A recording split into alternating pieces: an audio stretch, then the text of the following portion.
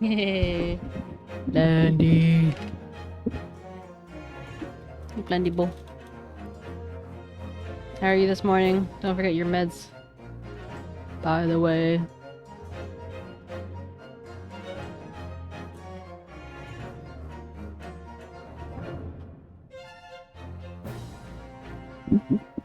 Yeah. Wah, 500 abomination. I went a little too heavy with the eyebrows. I mean, because I literally just took the eyebrows that I did make and it just made them bigger.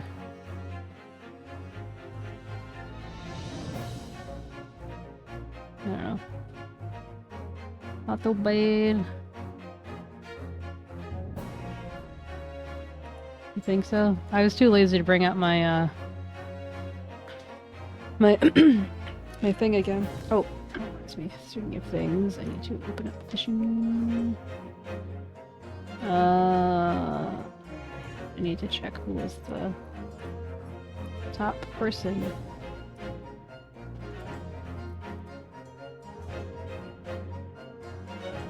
But does that thumb look like a thumb? Okay, thanks for your lurk, Usk.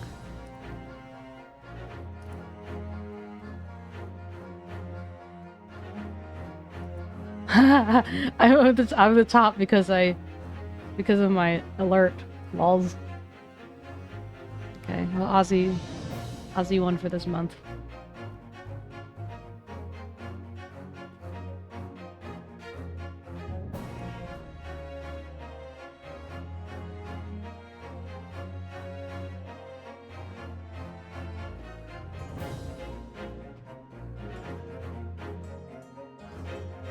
Okay, start a new leaderboard. It's an empty.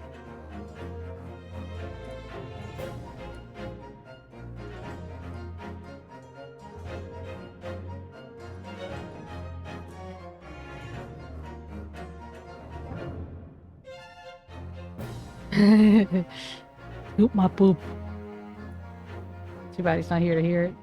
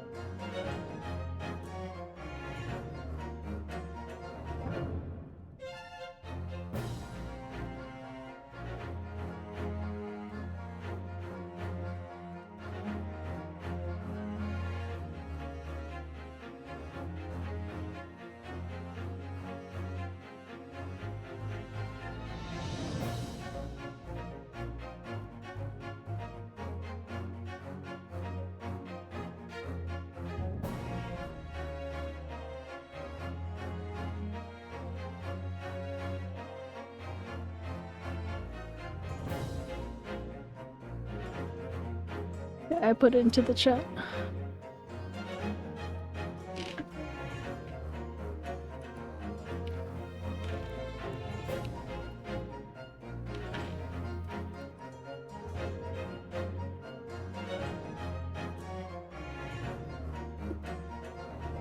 I think I surpassed my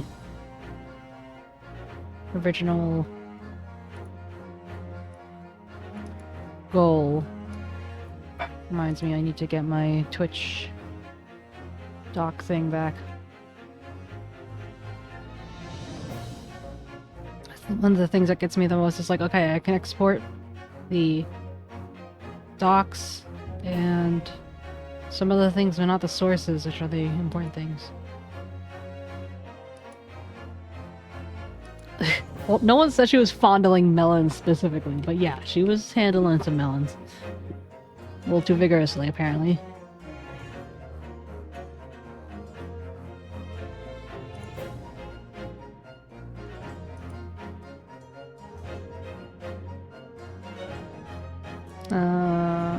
Switch.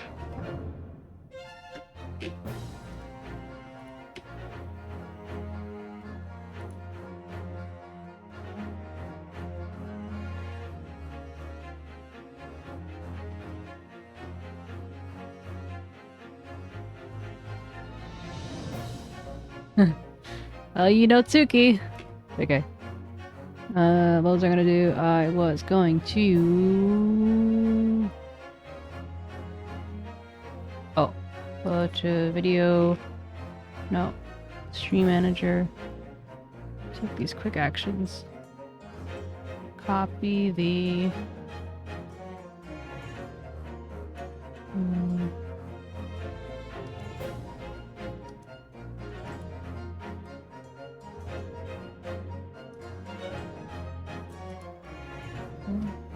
Put out these pop actions into my doc, custom browser doc, quick actions.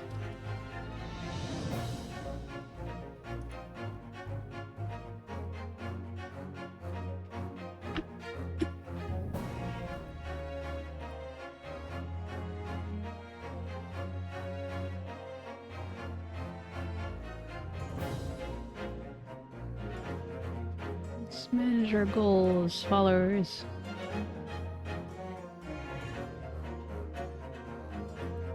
Hey Dummy Joe, Gary, how you guys doing?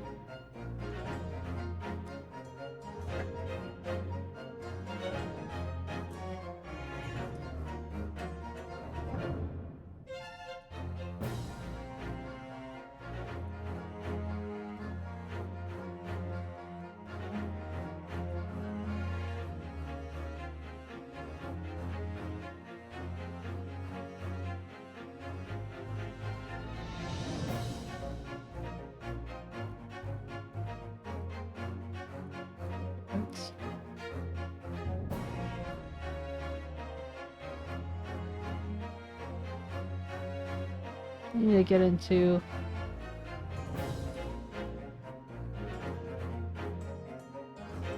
creating alerts properly.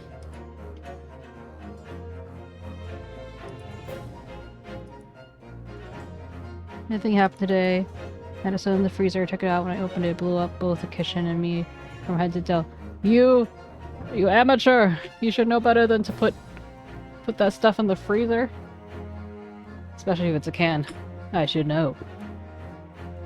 I too was an amateur once.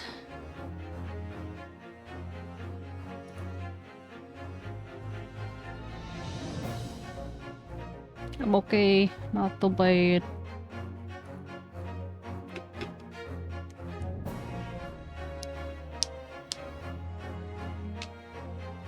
Yeah, I was thinking that I have my meds in front of me. It's in a can, but I've been doing this for a long time. Oh, did you not, like, keep it in there? Like, how long did you keep it in? Did you... In the past or before or whatever, did you keep it in there long? Or was it kind of like a, oh, I'll put this in here and, like, for 20 minutes or something? Because if that's what you mean, then okay, fine. But if you meant, like, overnight, I'm like, just go to crack. Blah, blah, blah, blah. Blah, blah. What was I gonna do?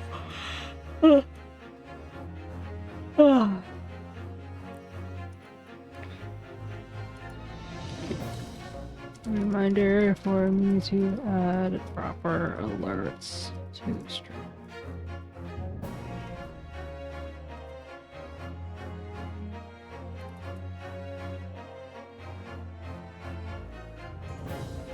Where nothing he said was mean.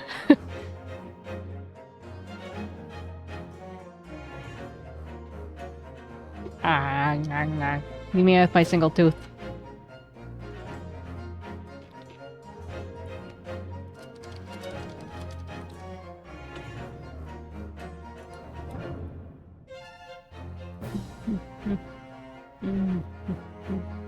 So today we're continuing the adventure of the unspeakable story.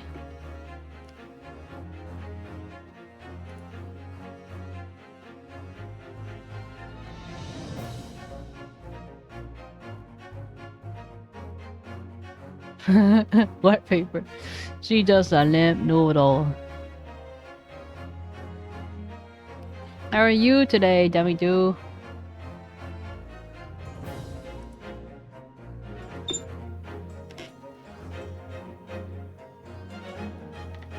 Wow, Blunder. I see you two are going going through withdrawal.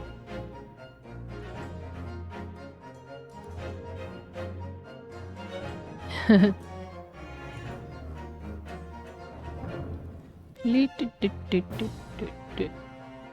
we're gonna give it a few more minutes before we get started. Let's wait for some other people to file in if they want to.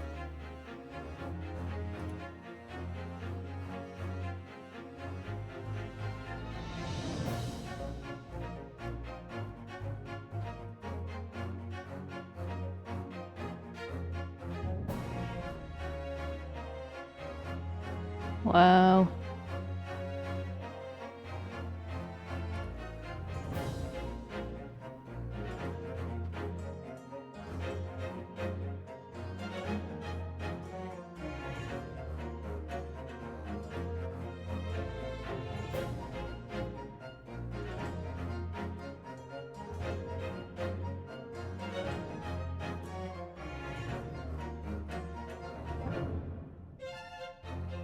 Honestly, I can't always keep track. Thank you for the blink of breath. I can't always keep track of when your senses are there or not there. Probably because I haven't heard about them as much lately. But I'm glad it's working out.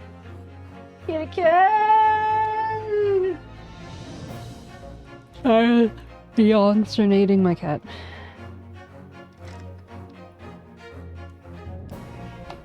No, I take my meds. Oh, that's probably why I didn't hear about it then.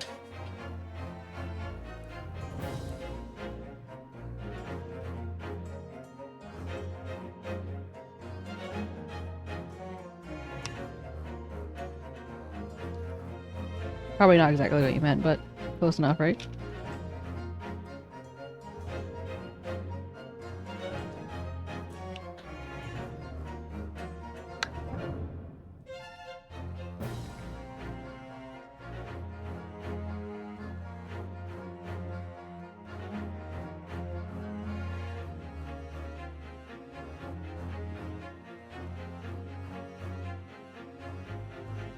Carrie, do you like the new emote?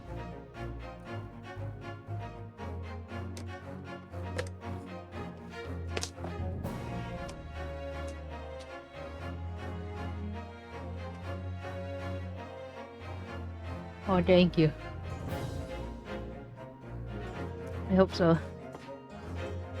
I'm still thinking that I want to make the thumb a little bit bigger. I think that unless you know what you're looking for, you don't necessarily know what you're looking at.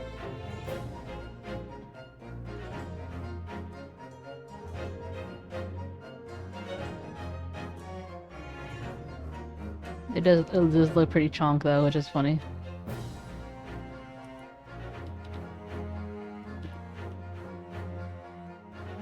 Alright. But isn't that also because you already know what you're looking at? Because otherwise it could just look like a cat just giving you its fist. Like, Heels! Hello, Heels! Thank you for the salute. Now that we have heals, our party is complete.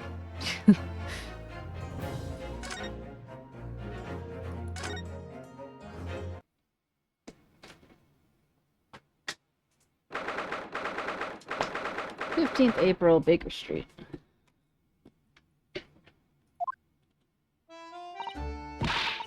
See, that's why I grown up. I love my weekly morning. I don't know how the fuck to make accents. See, that's why I ate grown-ups. All they do is feed you a pack of lies. Like, how do I speak in a British accent? They do speak take stuff away from you. Why are my eyebrows so low right now?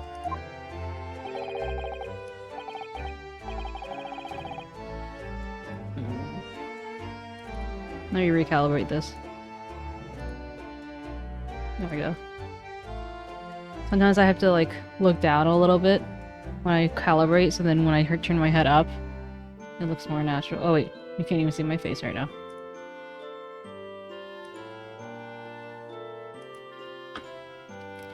Reinstall Spout 2. Oh really, Miss Lestrade? Tell me, is that overcoat keeping you warm? Thanks for the lurk.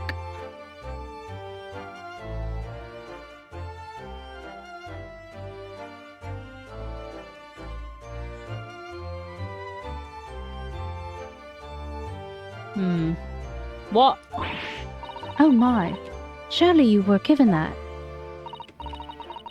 Yeah, the D let me keep it. After I looked at the daggers in him for long enough. It was going to the pockets and said, go on then, have it. Before telling me to scrap her.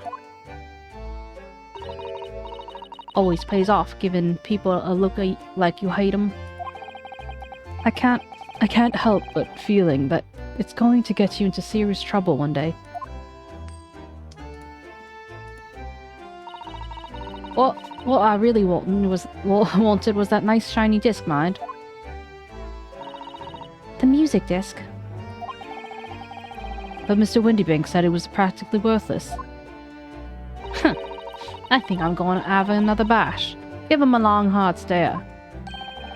I think not, Miss Lestrade. We shan't enter Windybanks again today. Why not? That's not fair. It can't be helped, I'm afraid. The police are investigating the scene now and taking a statement from Mr. Windybank. But the disc's mine. I had a ticket for this coat and it was in this coat's pocket. And there should be something else and all. And what's that rotten cove said, ain't it?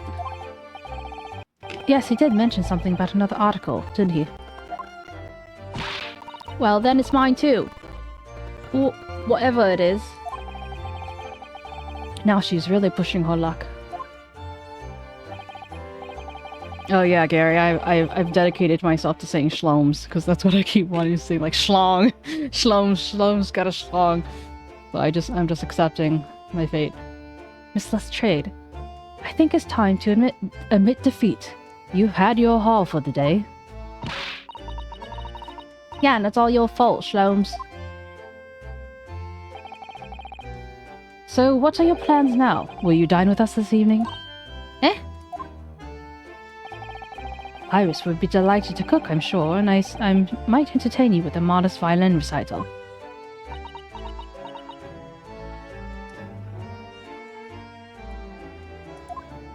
How's the balance of the music to my voice? Or not the music, the game volume. Is it okay? Let me know. No, ta. Oh. Why would I come around your place, eh? Or you lost your head or something? Something? Something. Oh dear, she's gone. Having reviled on me quite unnecessarily, I might add. I can't help but wondering if perhaps she might turn up anyway. Interesting. Once she's had a chance to calm down, I'm sure there's a good chance she'll decide to come. Who would turn down free food? Very well then. I shall inform Iris to set up a place for our potential guest at the dinner table this evening. And one more thing. I should be glad for your company later too. Sorry. I believe I will have a rather splendid surprise to show you. Oh, how exciting! What is it? You shall have to wait and see, Miss Usato. Until then. Until later, then. Okay. So, I guess we... Anything fun to examine? Look at all the different things in the window of the shop. Ah, that's Windybanks, the pawnbrokery. It looks so much smarter than a pawnbroker's in Japan, doesn't it? Yes, you're right. I find pawn shops at home rather inapproachable, personally. It reminds me of tearfully parting with my favorite fountain pen. I felt so miserable. What doesn't kill us makes us stronger, Mr. Naruhodo.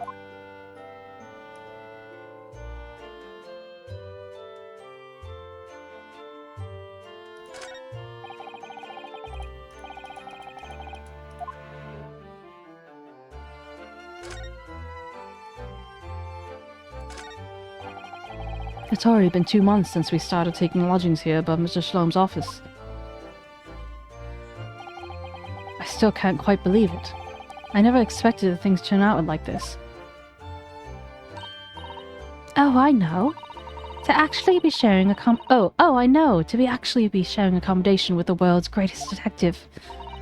If I ever find myself before courts of law now, I will have not one regret. I don't know what you're talking about, but I'd rather be happy to defend you, of course.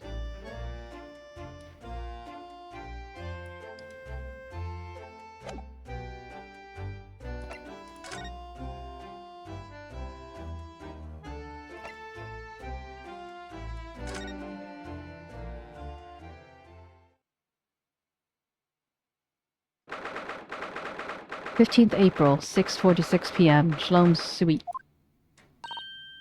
Ah, Susie and Runo. Come in, come in. Good afternoon, Iris. Thank you so much for breakfast this morning. Oh, don't mention it. Goodness, look at the time already. Busy as always? I am. I'm preparing everything for dinner this evening. Already? You're obviously cooking something special, aren't you? Oh yes, after all, we have a special guest joining us. Guess who it is? Go on. You'll never guess. Look at those eyes of hers shining. Oh dear. It's awkward when you already know the answer, isn't it? It's Ginny! Isn't that exciting? Oh, what a surprise! That's wonderful news. Wow, Iris seems overjoyed at the idea. I can't wait to learn some pickpocketing tips from a real professional. Oh yes, that does sound like fun. I'm not sure that's entirely appropriate. Are you, Mr. Naruhodo? By the way, Iris, what's Mr. 𝗟𝗀's up to? Hurley? Oh, he's been like that ever since he got back. Hello, Mr. 𝗟𝗀's? I beg that you wouldn't speak to me. Sorry? I don't know who you are, but kindly take your leave. As you can see, I am not here. I don't know how to respond to that. I do apologize. When he gets like this, he's completely oblivious to everything else. Yes, I see. Really? He behaves just like a child sometimes, Hurley does.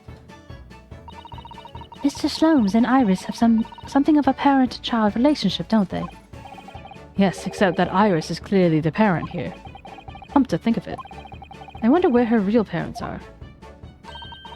What's the matter, Runo? You have ever such a funny look on your face. Oh, no, it's nothing. Oh, I know what it is. Why does this girl live here with Mr. 𝗟𝗀's, you're wondering? Am I right? How? How did you... Oh, Runo, I can read you like a book. Ugh, this girl is dangerous. Don't worry, you can ask me anything, I won't mind.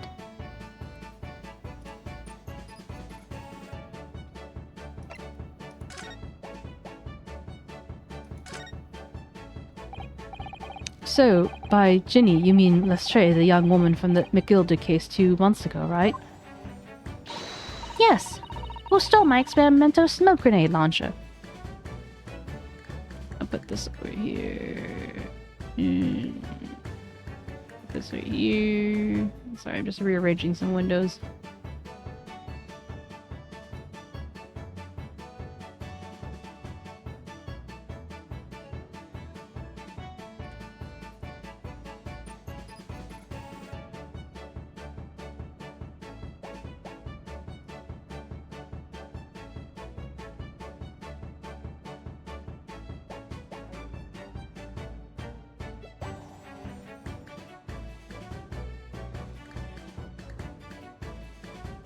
Okay.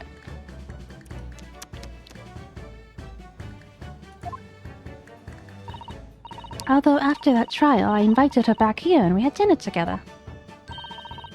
And now we're the best of friends. Oh, what a wonderful tale. Yes, now if I bump into her on the street, she runs away as fast as she can. Oh, And I chase after her down the back alleys. interesting idea, friendship. And then I let her have the latest color of smoke grenade I've developed. Oh. There's so many wonderful, beautiful colors in the world. Ginny wants me to make a whole rainbow. I suppose this means you've let Miss Lestrade keep the smoke grenade launcher, have you? Yes, that's right. I got bored of it anyway. Hurley always reacts the same way when I shoot him with it now. Poor Hurley. Oh, I can't wait for Jenny to arrive. It's been too long since she last came over. I'm so excited. I just hope she actually does come.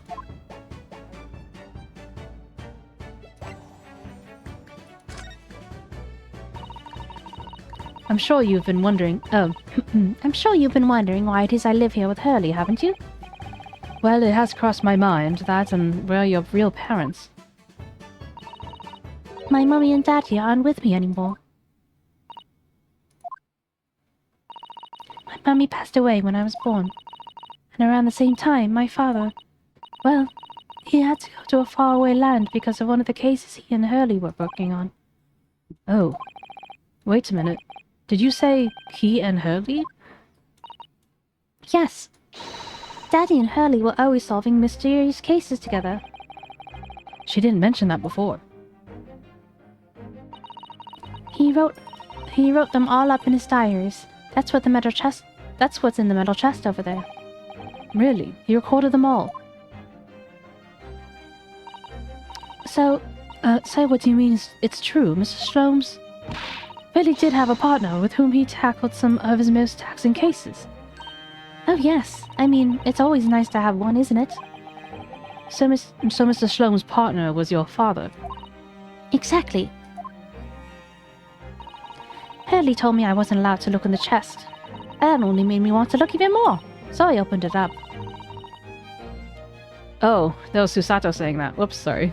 And found your father's memoirs. Yes, so I asked Hurley, who wrote these? He nearly fell off his chair. But then he told me that's when I found out that the author of all those accounts was my father. So Iris's father was Mr. Sholmes' partner.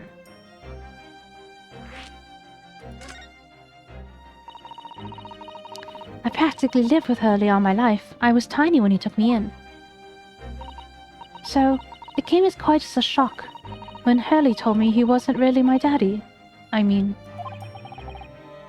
It must have done. But they don't even seem to... Oh, ad break is coming in a minute. They don't even seem to have that sort of, like, parental relationship anyway, other than, like, you know, opposite. So I wonder...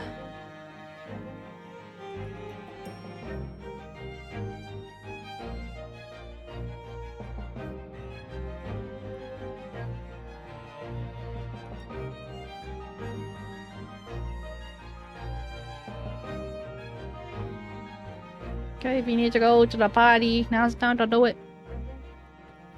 He said, Daddy.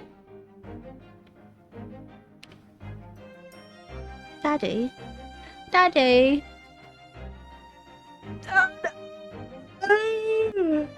I used to say Datin.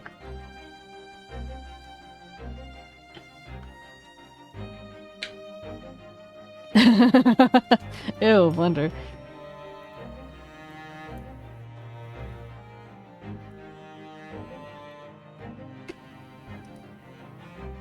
Will said he was lurking, but I don't see his user in chat.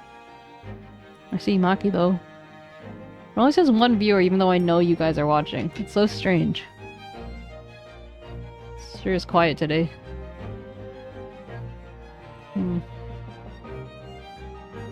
Am I becoming irrelevant?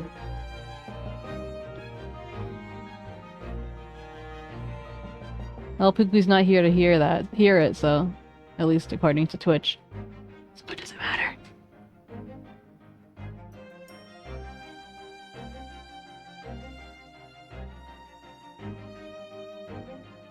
Always have been. I've always been irrelevant. Is that what you're saying? Splendina! I know that's not what you're saying. I mean, maybe it is. I don't know. Fuck. Break time.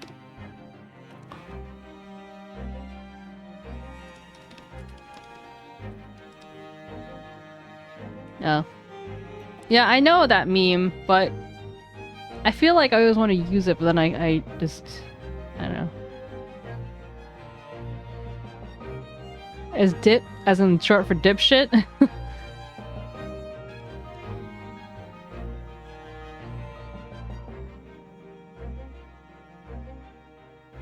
Yeah.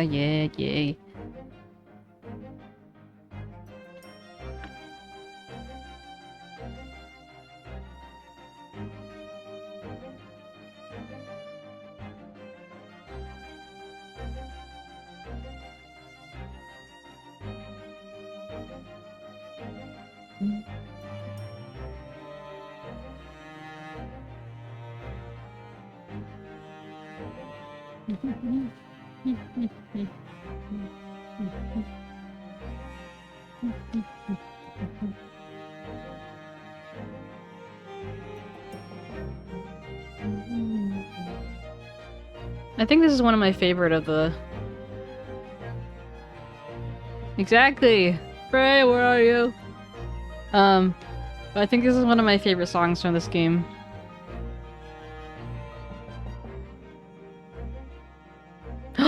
Oh my god!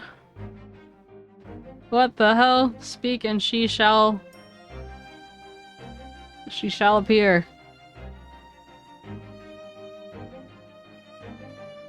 I don't know if I can take credit for that. How you doing, Frey? The ad-free queen. It's good to see you.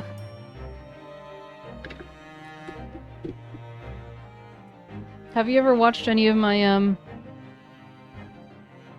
I was about to say Animal Crossing. Have you ever watched any of my Ace Attorney streams?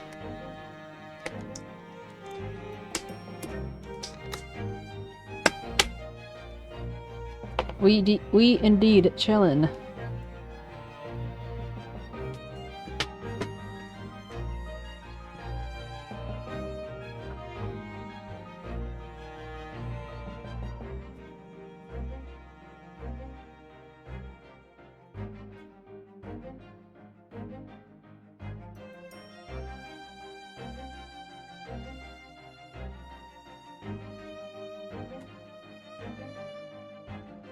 Sorry, I had to push all the bean sprouts out of my pad thai because I'm that kind of person.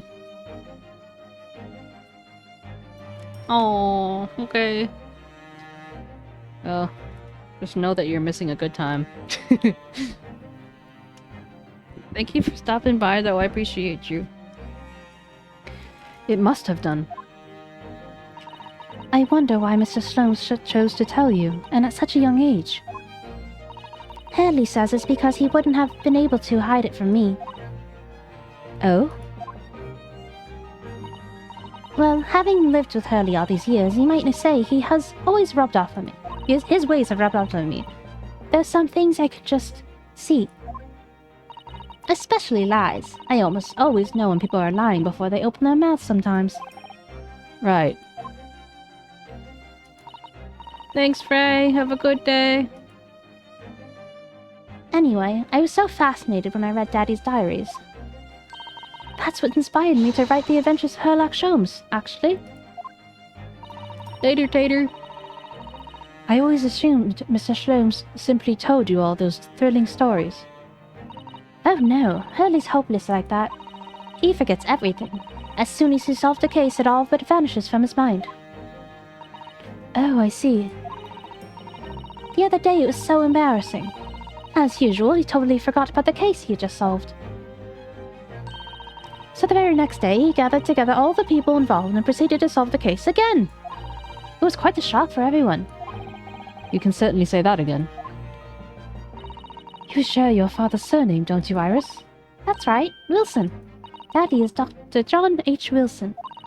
I learned from his diaries that he's a doctor of medicine, you see. That's what prompted me to study and study so I could earn a doctorate as well. Iris's father, who went to some distant land. and is a doctor by the name of John H. Wilson. I wonder if we'll meet him. The court will now hear the trial of 𝗟𝗀𝘀𝘀 Naruhodo. Kindly state before the court the name of the victim in this case. Oh shit. Oh no! No! I forgot about this.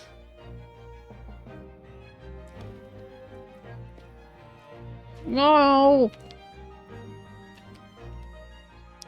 This is the first case that we did. Or one of the first cases. Oh yeah! Now that I think about it, that was the case with the swan lady. He had just come from the dentist. And then he was killed. And then they blamed Naruhodo. Except that wasn't him.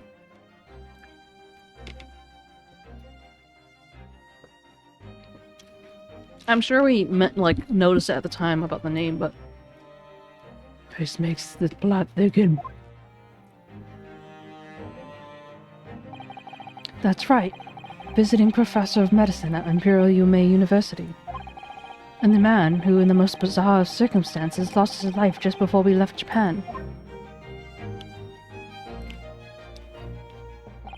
Mr. Sato, Yes.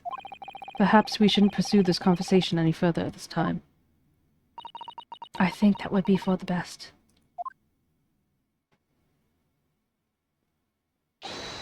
Ah, my dear fellows, how happy, what do you say?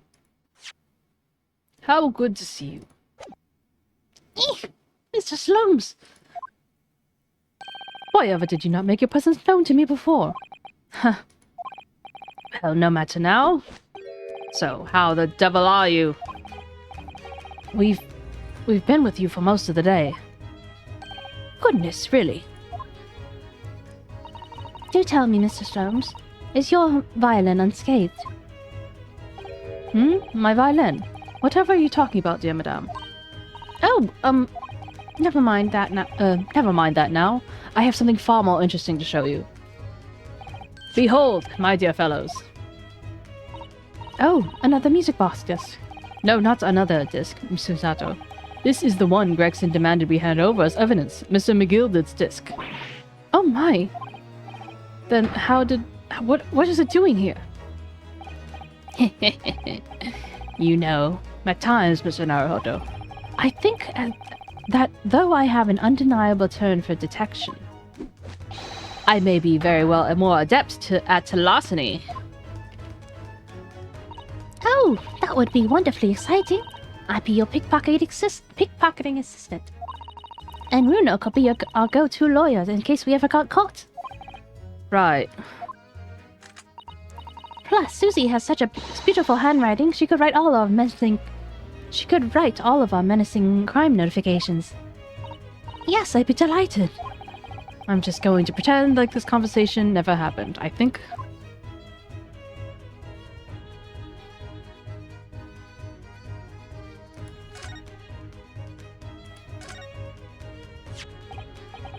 I don't understand. How did that disc come to be in your possession? I thought Inspector Gregson took it back to Scotland Yard. Quite correct.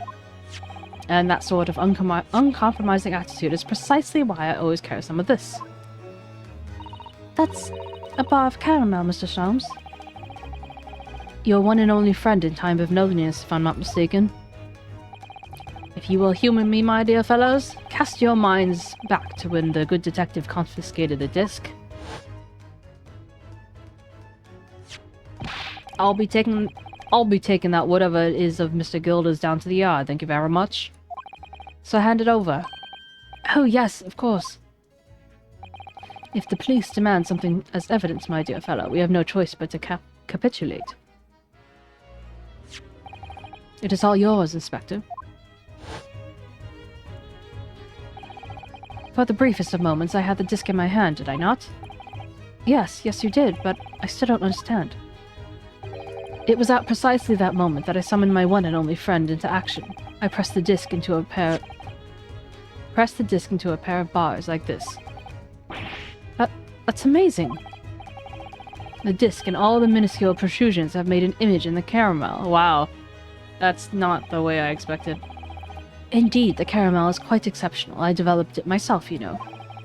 Suitably soft for making impressions, but resistant to melting. The result of precisely controlled solution. Why was that so hard for me to say? Oh, how extraordinary. Carrying a pair of these on one's person frequently proves to be very useful indeed. Take a house key, for example. A simple press and its unique form is duplicated. I can enter anyone's property at will, and never without a high sucrose nourishment. Yes, it sounds illegal. From the image, I was able to create this. I confess I was most curious about how the manner of music would issue from the disc when played.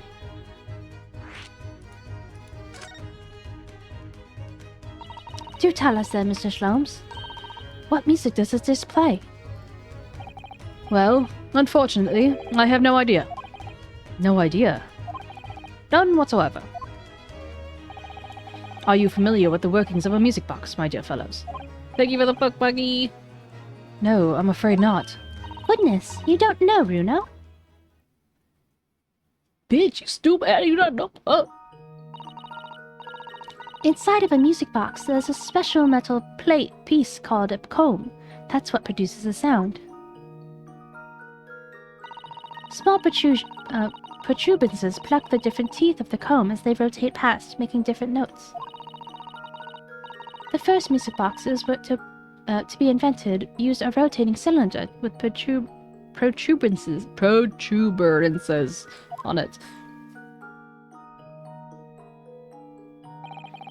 But over time, a new type of player was produced, which used discs such as these. With that development, the popularity of the music boxes spread far and wide, all around the globe. Why, exactly? Because the discs are easily produced and can be interchanged to facilitate the playing of different tunes. There are a great many different firms in Europe now manufacturing music boxes as a result. Ah, it is wonderful to be able to enjoy music, even when no performer is present. But it is the very success of the invention that means we are now presented with an insurmountable problem. What do you mean? As you may imagine, the construction of one's firm's box does not match that of another. And we have no way of knowing in which music box this particular disc was designed to be played. There's no resolution to this problem, I'm afraid. It is quite intractable. Ah, I see. So that's why. Naturally, I tested the disc in those few music boxes I have at my disposal. Also, do I have? Let's see.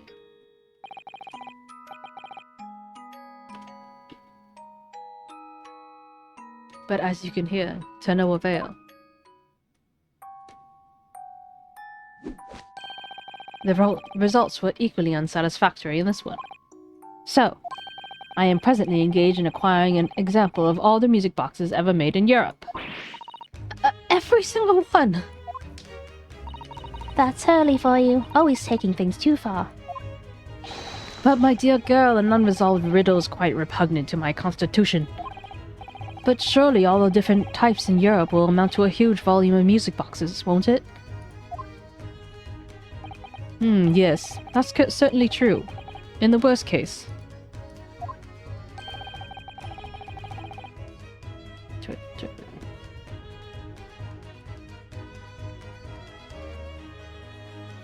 I shall just have to ask you to vacate the attic room. What? Nani? Why? Nani the fuck?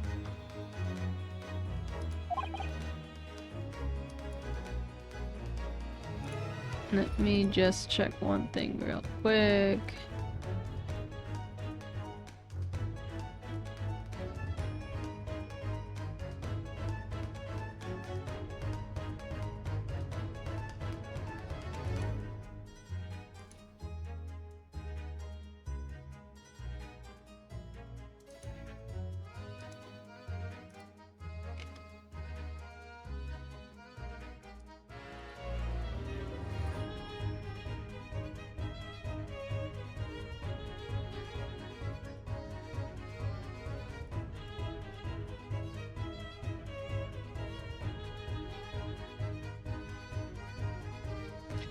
I was looking at the message requests, and one of them says, from a guy named Wallace Hicks, "Hello, you are so beautiful. Will you light up other people's world?" Not the fuck. They're clearly a... But the thing is 𝗟𝗶𝗀𝘀. But it's just funny. Because, you know, I'm a cat. Quiet.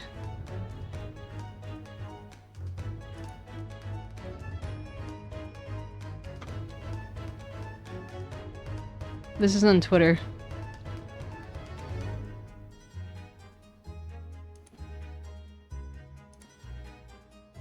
And it's funny because there's someone named Elysian Artist that sent that, like, their message is hidden because it says hidden for suspicious content. Oh, you open it, it just says, "Hey."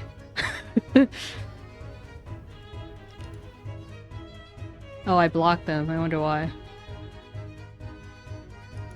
Maybe that's why it's suspicious. But anyway, I digress.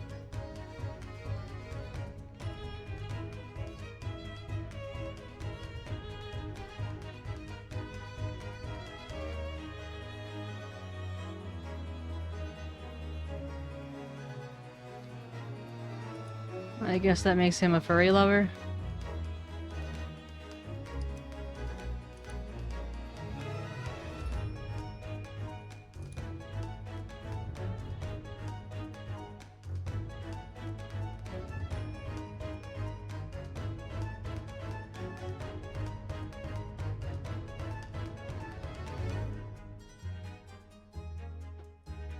Perhaps. Okay, sorry for getting distracted. Let me just stick another food in my mouth. My smile hole.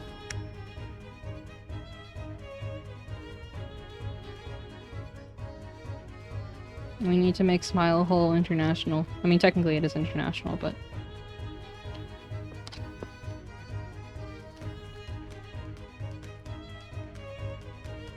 we must make Smile Hole go viral. Ah! I just casually dropped food on myself, it's fine.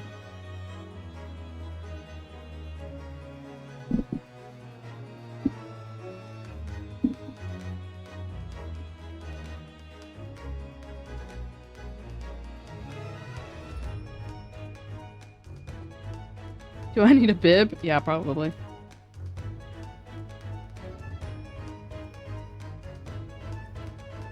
It's because the food is packed so tightly together.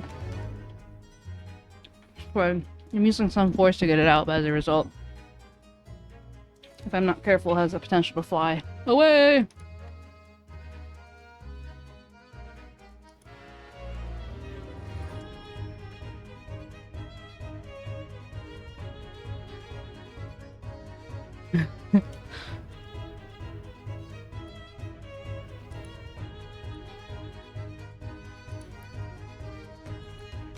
Capybaras are so adorable.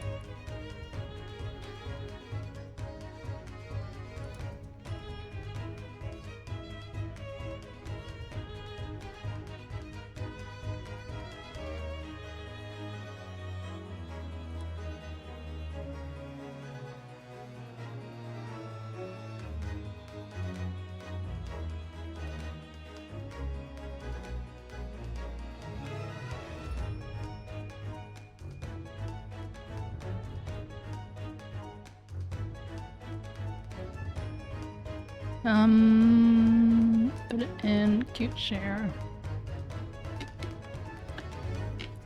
I put a cute capybara video in cute share.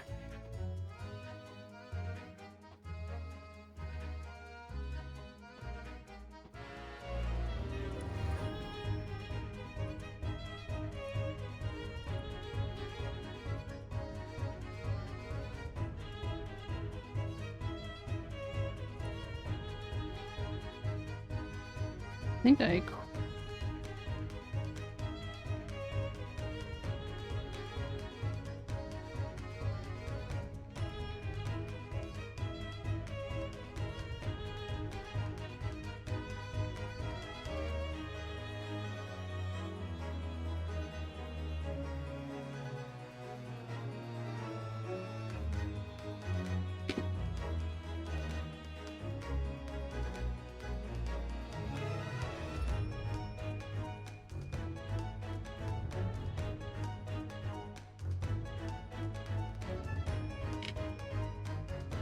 Oh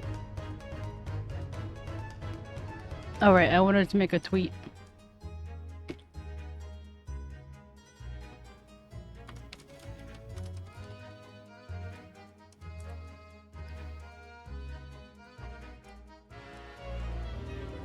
Here, the telling of the adventure of the unspeakable, I think?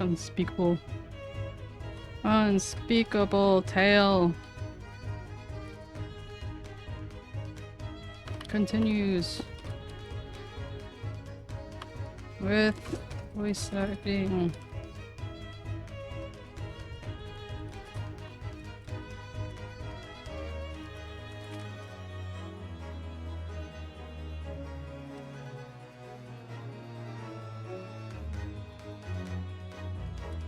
LARPers, welcome.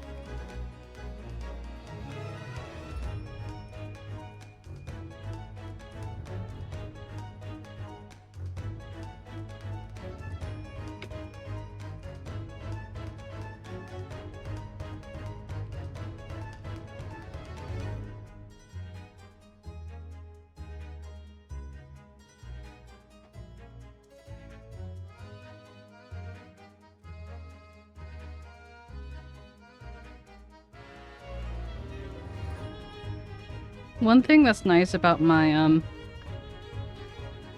emotes is that my look is unique enough that if people know who I am, it's pretty clear when stuff is mine.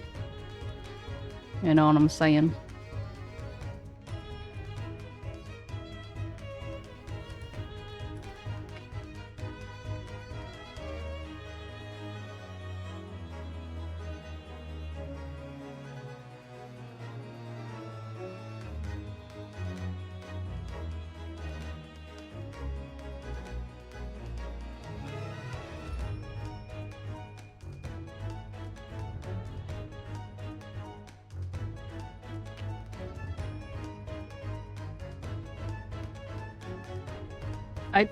Demi, I just imagine, like, Crocs, like the shoes. They're just hanging out in a pool of Crocs.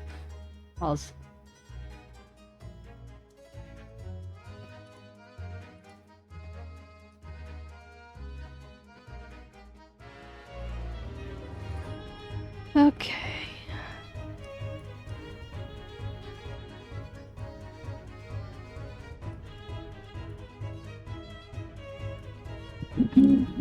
What?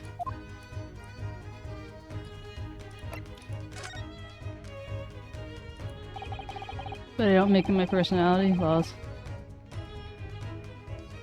Are they not cool enough, Demi? Magnus 𝗟𝗶𝗀𝘀, not a name I ever expected to hear again so soon.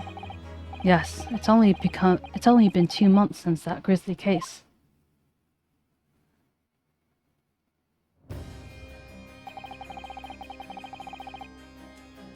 You know, for people who don't, for the people who don't like them, like giving that the...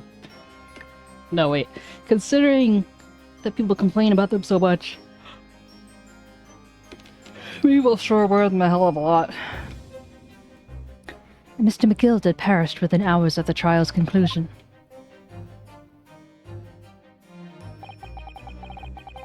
Was it the curse of the Reaper? No one knows, still now. The omnibus was reduced to a pile of ash, not a shred of evidence remained. And with the man's death, the truth about the murder in which he was so intimately involved was buried.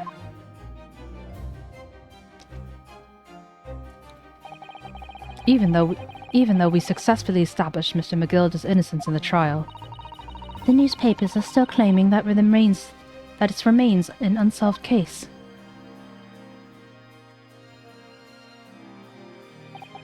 the murder of the brickmaker, Mr. Thrice-Fired Mason.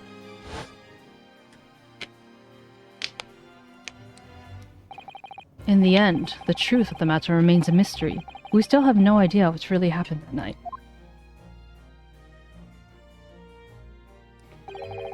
And although Mr. 𝗟𝗀𝘀 was found not guilty through my defense, I still don't know if that was the right judgment or not.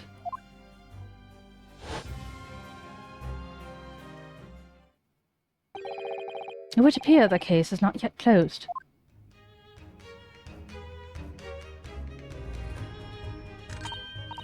Well, it's time to get started. Well, it's time I get started getting ready for dinner, I think. Ginny will be here before long. Thank you, Iris. Oh, well, you must let me help you then. Of course, Susie. There's plenty to do. I think I shall investigate the condition of my faithful, performing partner. Now then, where did I leave it? Let this be a lesson to you, Mr. Sholmes. Never leave anything too precious with the pawnbroker. Yes, you may be right. Oh, that reminds me. Something Mr. 𝗏𝗏𝗀𝗀𝗀 said before. He said that he had a manuscript of Iris's in pawn, didn't he? Did he? Yes, he definitely mentioned it. Mr. Sholmes' latest tale of otherworldly mysteries lies dormant in my storeroom, were his words, I believe. Wait, what's the new video idea? So you heard about that, did you? I expected you were as incensed as I was. Oh yes, the idea of such a wonderful story languishing in Mr. 𝗏𝗏𝗀𝗀𝗀's storeroom gathering dust. Yeah, I was thinking the same. Yeah, boy. Write that down. My dear madame, I am quite sure I told you already. The pawnbroker's storeroom is the safest place for it, more secure than a bank's vault. And what about your Stradivarius, Hurley? Was it safe and secure? Well, that may be the occasional mix-up, caused by a certain impetuous someone not so far from me now. Do you have any idea how long it took me to write that Bakerville story, Hurley? Oh, it sounds so exciting! The Hound of the Bakersville. I should love to read it.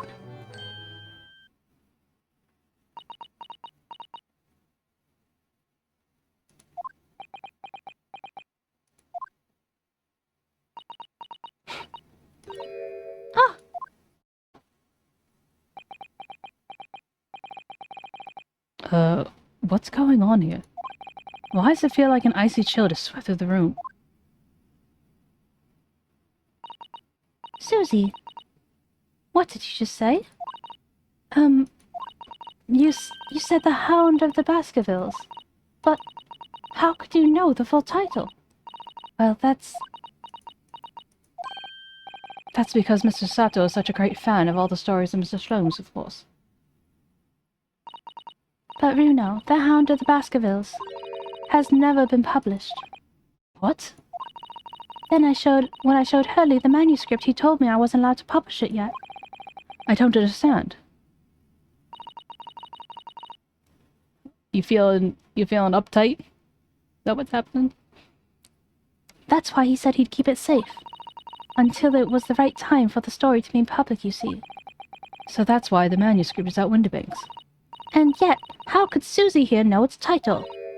Well, Hurley, what's going on?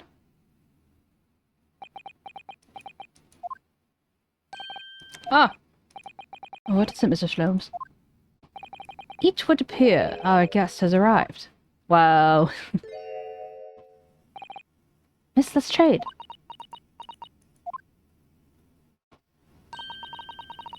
This was a bad idea. I knew it wouldn't come. I knew I weren't welcome. Damn, Blunder. I'm going. No, wait! Miss Lestrade. We've all been eagerly awaiting your arrival. Haven't we, Iris? Oh yes, just right there, Ginny. We have everything ready in a jiffy. Come along, Susie. Right, of course. It's a pleasure to see you here, Miss Lestrade. Please make yourself at home. I don't actually remember... Like, I remember... I don't know, wait, did we solve the Hounds of Baskerville? Or, like... Is that the one now? Because it's unspoken story because it's not supposed to be out yet? Like, I'm confused how... I don't remember how Susie got to know the answer to that. Don't stand in the doorway, my dear girl. Come on in. 3-star if you're listening. I started working on your fish slap emoji. Let me know if you want to see it. What do you say to some Mendelssohn? I won't say no. I won't take no for an answer. Meddlesome it is then.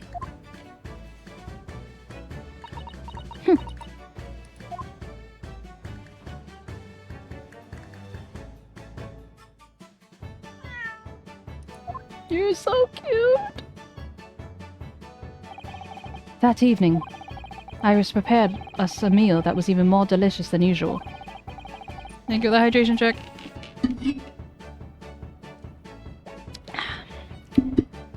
Make sure my bottle was nice and clean. I think it's because I had, like, some iced tea lemonade in there. And yeah, maybe it was a little longer than it should have been. I don't know.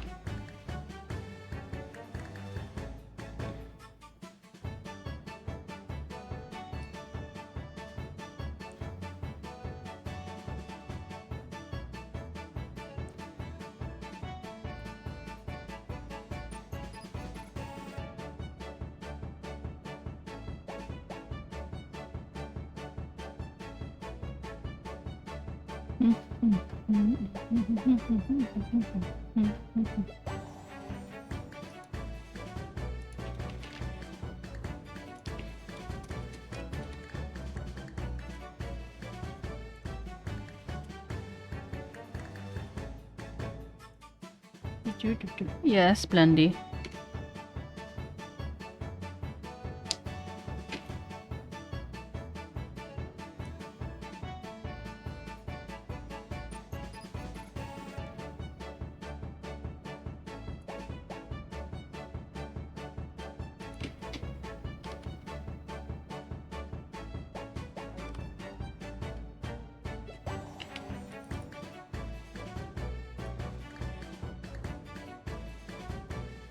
I definitely downloaded Sammy. Why isn't it that I can... Why can't I reach it? No. What's going on? Oh, hi Blondie.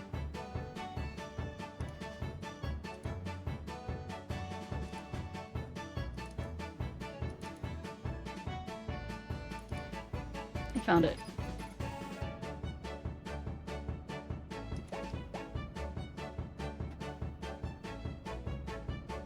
I could have sworn I moved my stuff over, though.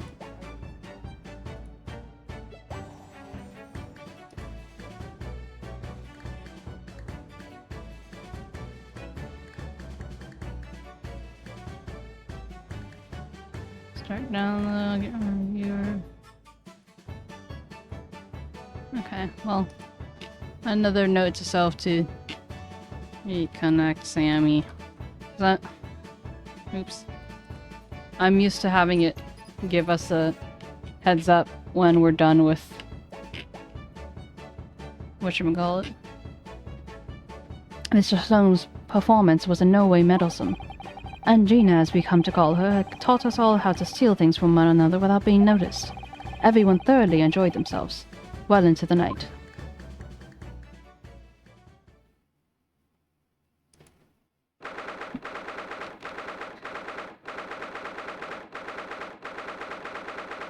Blender, I'm yelling because if I forget, I want to put it down so we remember. 15th of April, 9:34 p.m. Naruhodo's Legal Consultancy. That was a very enjoyable evening, wasn't it? Oh yes, Iris's cooking is truly divine. And I feel as though I can still hear the enchanting strains of Mr. Sloane's violin even now. Best of all, I could steal the glasses from his lordship's face next time we're in court.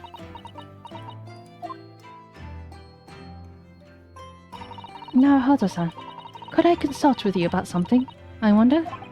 What's the matter, Susato-san? It's About the telegram I received. Ah. The one that arrived first thing this morning, I suppose.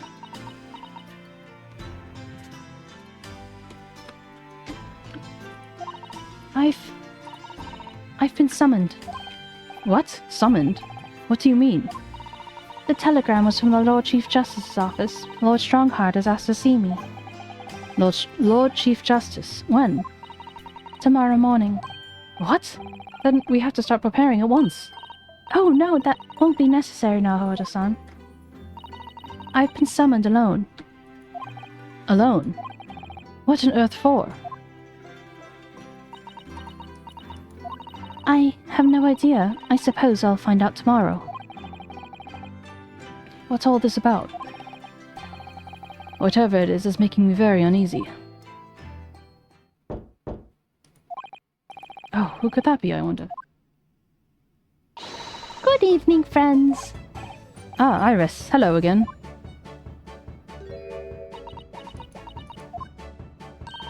And Gina, too. Yes, Ginny's going to stay with us tonight, so she's going to sleep with me. Isn't that right, Ginny? Hi, Usk. Well, yeah. How lovely. Let me make a pot of tea.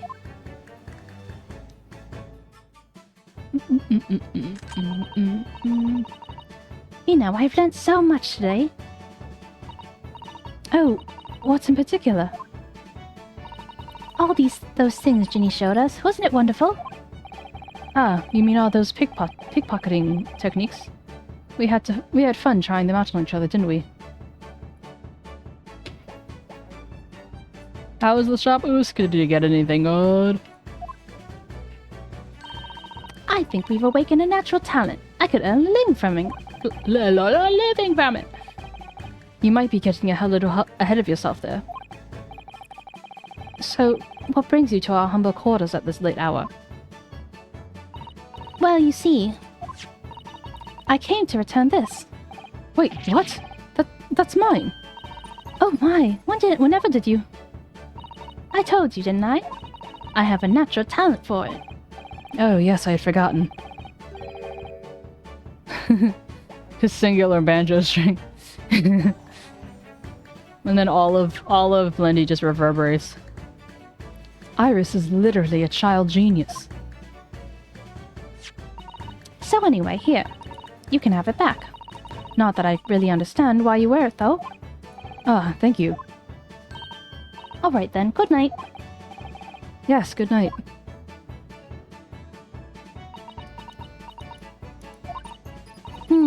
So this is your office, is it? What do you think, Ginny? I think I wouldn't fancy me chances with a lawyer what lives in a place like this. Yes, me too. It seems as though Iris here still has something she'd like to talk about. I suppose she probably wants to talk about the manuscript. Yes, I suppose she probably does.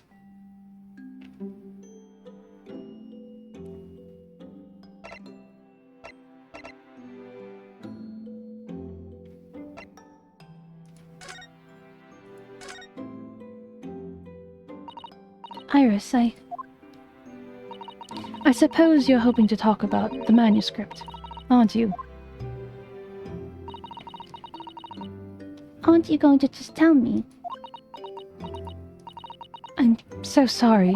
I need a little more time, please. Time for what, bitch? Alright, I understand. I hope I haven't made you feel awkward. Oh no, not at all, Iris, not at all. I don't know what's going on, really, but... It's a story you made up, is it, Iris? The mantle script, or whatever you call it? It's not exactly a story I made up. It's something I read in Daddy's diaries. Daddy's? That's right. I don't suppose I've mentioned it to you before, Ginny, but my daddy was Hurley's assistant once, his partner. Eh? Nani? They solved all sorts of strange and mysterious cases together. Is that right, mister? Apparently so. I was surprised as you are, though. And Daddy wrote all the details of every single case down, you see, in his diaries.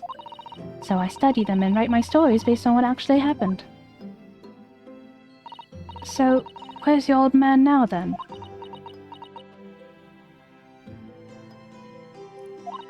He had to go away on urgent business. To a faraway land, he'll be gone for a very long time.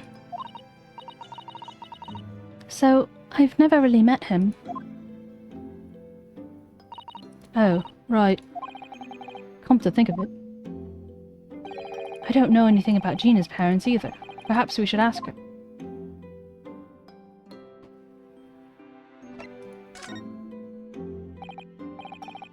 Iris, is this Hound of Baskerville story? I take it it's another tale inspired by your father's accounts.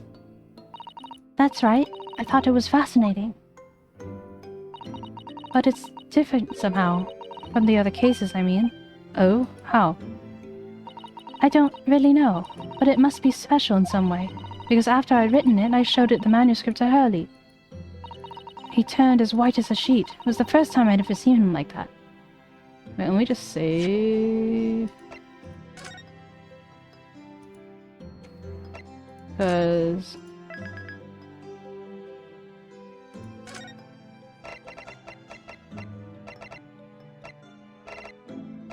Wait, why have I heard the Hound of Baskerville before?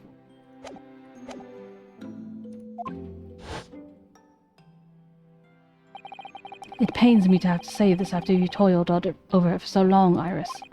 But this story must not be published at this time, under any circumstances. But why not? It's one of my best works.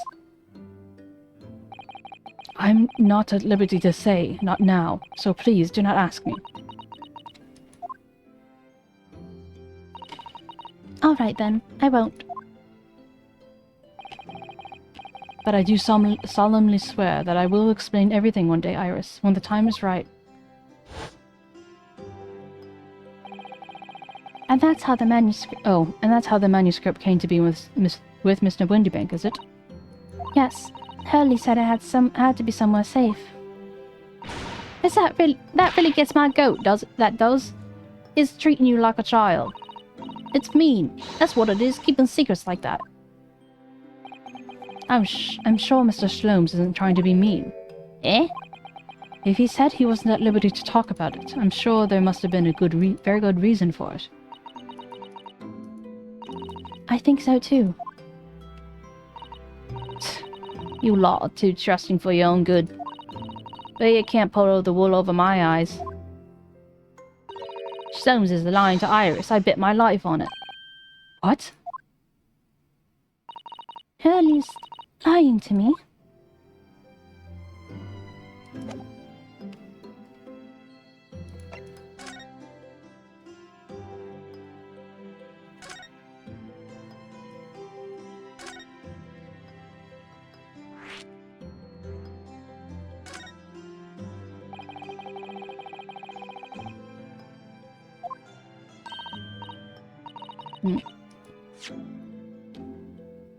I've realized I don't know anything about your parents, Gina. I ain't got any, have I? Never did have. Who? Look, the East End's full of orphans like me. No one wants nothing to do with us. From the minute we're born, not even our mums. But we all stick together. The older ones look after the young'uns and make sure they get by. So that's why you're a pickpocket. Nah, diving's my life. I love it. I get a kick out of it every time I lift some pompous idiot's purse. And that's how we all afford to eat. I'm like Robin Hood, ain't I? That's how I see it. Oh, Gina. I do think about it sometimes. What would it be like to have parents, I mean? I always thought it'd make everything alright. But having listened to what Iris just said, It sounds as having parents ain't always easy either. Oh, I mean, if you know you never had 'em, you don't feel like you're always wanting to meet 'em. that's true. I do want to see Daddy so much. Oh, Iris.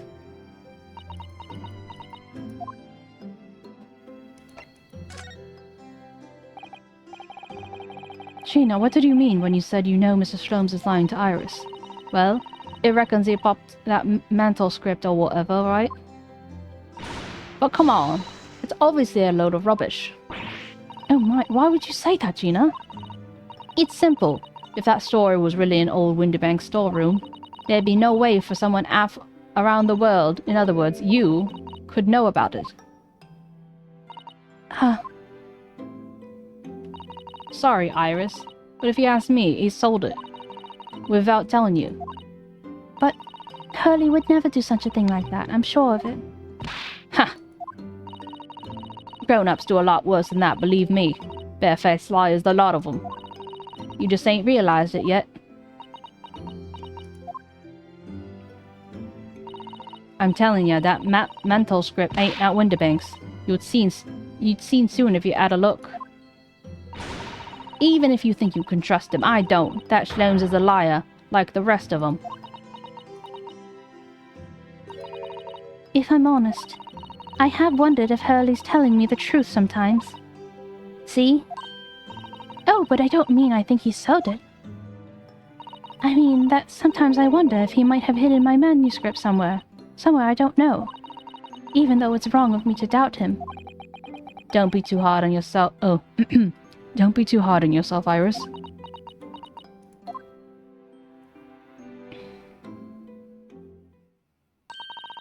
Oh my goodness, look at the time. Come along, Ginny. We should get back downstairs. Yeah, alright. And please don't mention any of this to Hurley, will you? No, of course not. Good night then, Iris. Good night, Gina. You must let me make breakfast for you tomorrow. Oh yes, please. I can't wait, Susie. Good night then.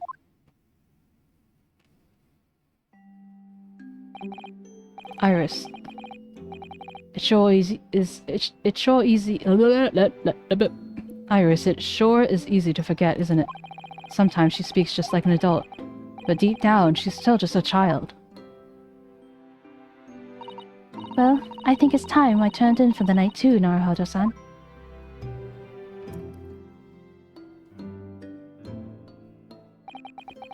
Dr. John H. Wilson, Iris's father, but also the name of the murdered visiting professor at UMA University. It couldn't have been a mere coincidence. There's something deeper going on.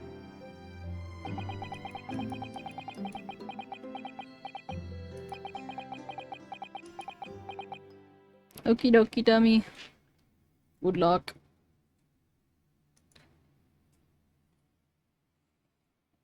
Mr. Naruhodo. Miss Naruhodo. That voice. That's Mr. Sholmes.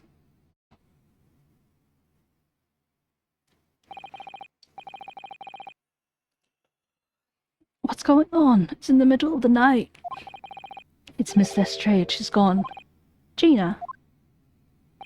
She was supposed to be sleeping in Iris's room, but her bed is empty.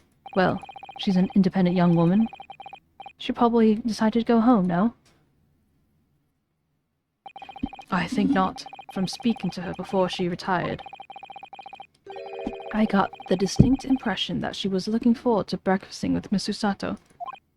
No, I don't believe the girl has gone home, but I've been waiting for over an hour. Over an hour? Oh. If you indulge me, look out the window, my dear fellow. What's this about?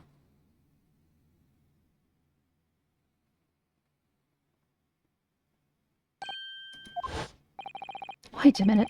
Why is there a light on at this time of night? That's Mr. Windybank's pawnbrokery. Thanks, Demi. Have a good therapy sesh. Mr. Windybanks. Oh no!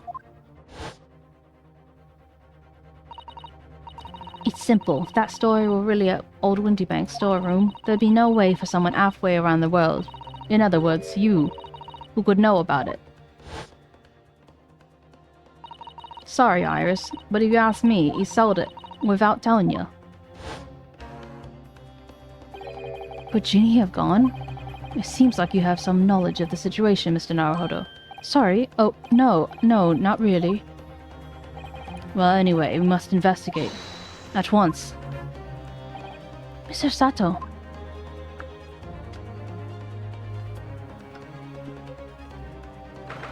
_16th April, 1:14 a.m. Baker Street. The door to Windybanks is open. And the lamp is burning. It must be Gina, mustn't it? Let us hope it's nothing more than sinister. Anything more sinister? What? Come, there's not a moment to lose. Clearly something afoot inside.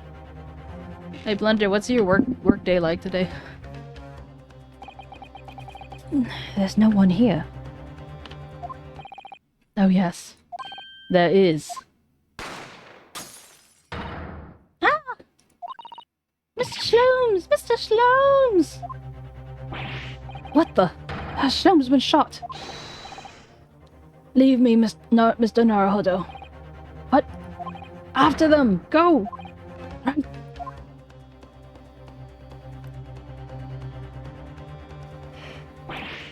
Blast! That's good. I'm glad it's not too hot. I've lost them. Hello, what have we have here? The alarm was just raised from this pawnbroker, sir. But you can know something about that. Officer, come with me. It's my friend, Mr. Shlooms. He's been shot. Shot! With the policeman close behind me, I ran back to Windybanks.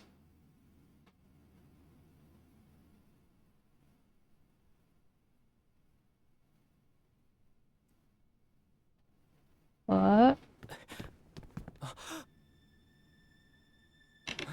Mr. Sholmes! Mr. Naruhodo!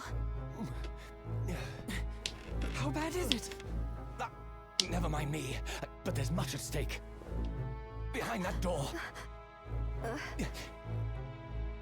In the storeroom. Hurry!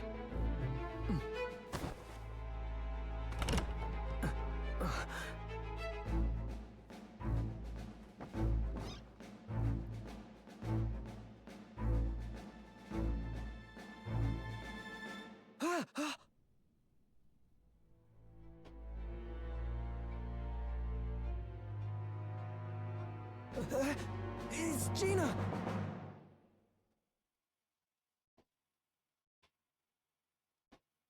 Dun, dun, dun.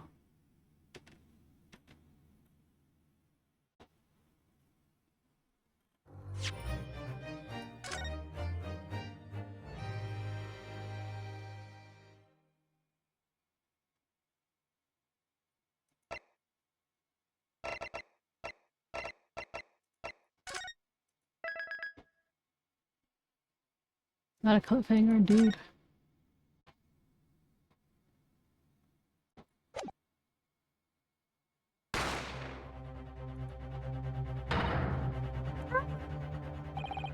I'll be right, Mr. Naru. Oh, also, I noticed that she didn't say Naruhodo, she was like Naruto. Like she kind of swallowed the middle stuff. Naruto. Naruhodo. No.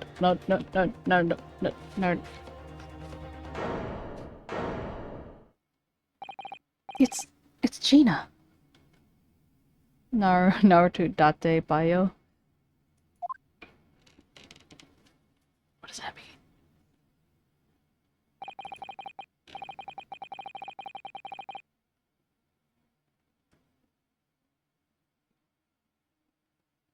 From that moment on, Windybank's pawnbrokery became a crime scene. Everything that had followed in a whirlwind of activity.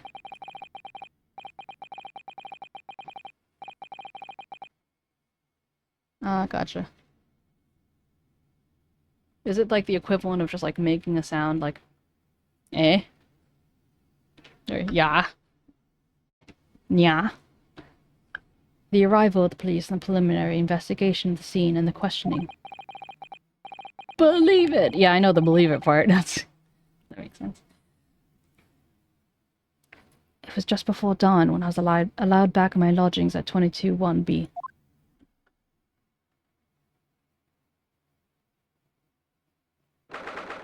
April 6 a.m. Naruto, Naruto, Naruto, Naruto, Naruto, Naruto, Naruto, Naruto, Naruto, Naruto, Naruto, oh Naruto.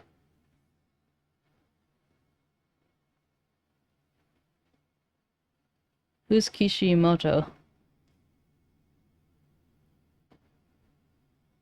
Is that the writer? Mangaka. Mangaka. Oh, Iris.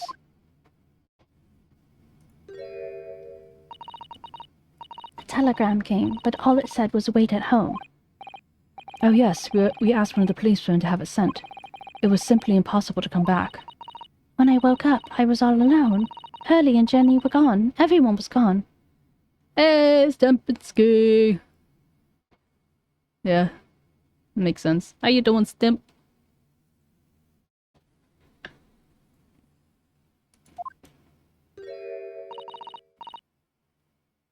What happened, Runo? Poor Iris, she's trembling. Meminski. Ah, cute! That's cute, you're cute. She's obviously trying very hard not to get too worried. Daily grabs. I'll explain everything that I know. Something awful's happened, isn't it? Yes, I'm afraid so.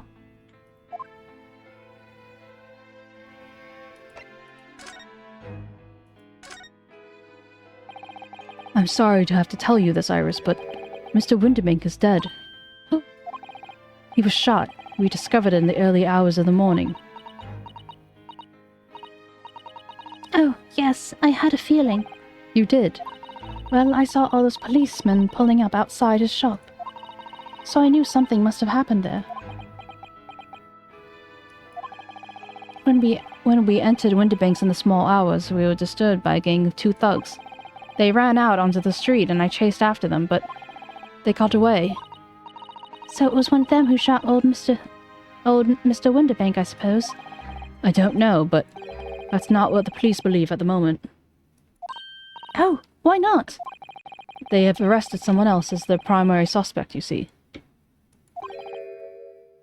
Gina. Ginny? But why? Well, the thing is... No, Ginny wouldn't do something like that. I know. None of us think she did it. Then why have they arrested her?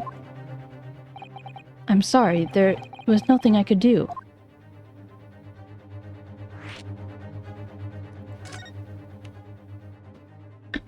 I don't understand why they arrested Ginny. It's not fair.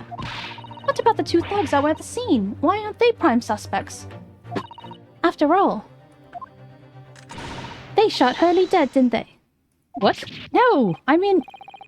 Mr. Slomes isn't dead, Iris! Oh, this is all too horrible. The thing is, Mr. Winterbank was found on the floor in the storeroom where he keeps all his deposited articles. And the storeroom door was locked from the inside. I see. But he wasn't alone in there. Ginny was found next to him on the floor as well. Oh no! And according to the detectives who investigated afterward... Don't tell me there was no one else in the room. Yes, exactly. How did you know? It's the only explanation. Ad break.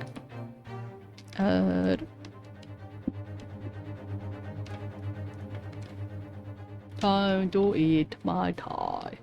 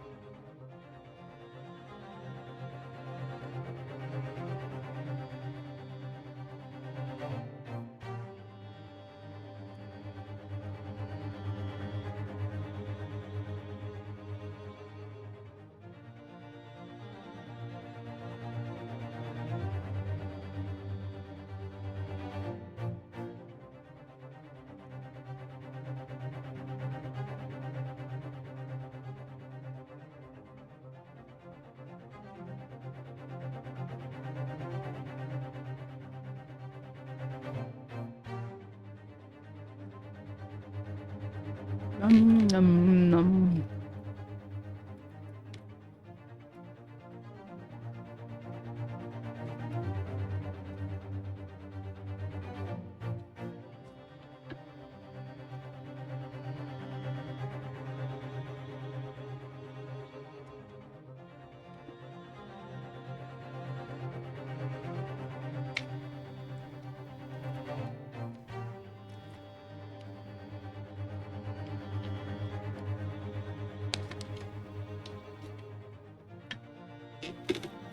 It's pad thai from yesterday.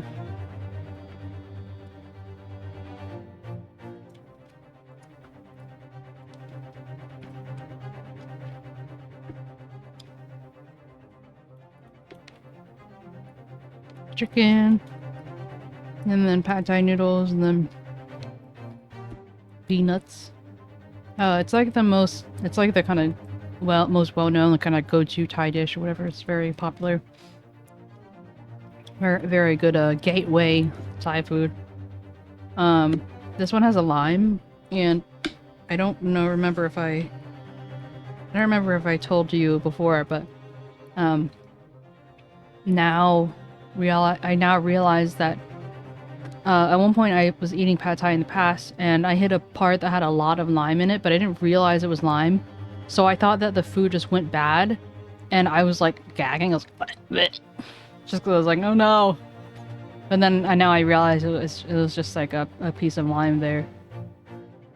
And that it wasn't just... Because you imagine like it's sour.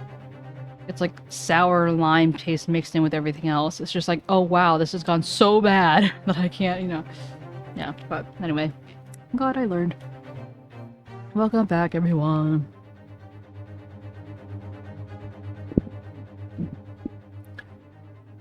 Yeah, Blender, when you get here, we'll do all the things. Yes, the only explanation indeed.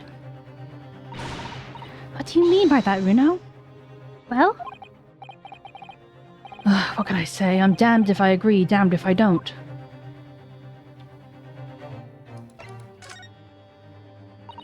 So where's Hurley then? Is he still investigating the scene? He really ought to have some breakfast. It's not good for him to miss meals. I don't want you to worry, Iris, but I have some news about Mr. Sholmes. He was taken to the hospital this morning. What? Well, when we entered Winterbanks, a gun was fired and he took a bullet. Hurley was shot? No! It's all right. His life isn't in danger. Really? Are you sure? Where is he? Which hospital? He's at St. Sinner's. They're tending to him there. I must see him. At once. I'm sorry, Iris, but you can't. Why not? That's not fair. I'm a family member. I should be allowed. No, I mean, nobody can see him at the moment. He's not allowed any visitors. They're preparing to operate, you see. To operate? Oh, poor Hurley.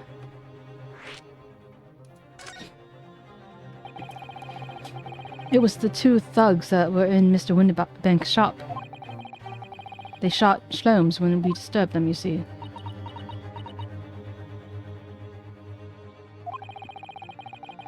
It was pitch black inside, it was pitch black inside the shop at the time. My mind went totally blank, I'm afraid. I just froze. After them! Go! After that, I ran out into the street, but, well, they were long gone. I shouldn't have hesitated. I'm so sorry. It's my fault. I let them get away. I think that's a very good thing. Sorry? Well, if you had seen which way they went and chased after them, you might have been shot at too, as well, Runo. On top of everything else, I couldn't bear that.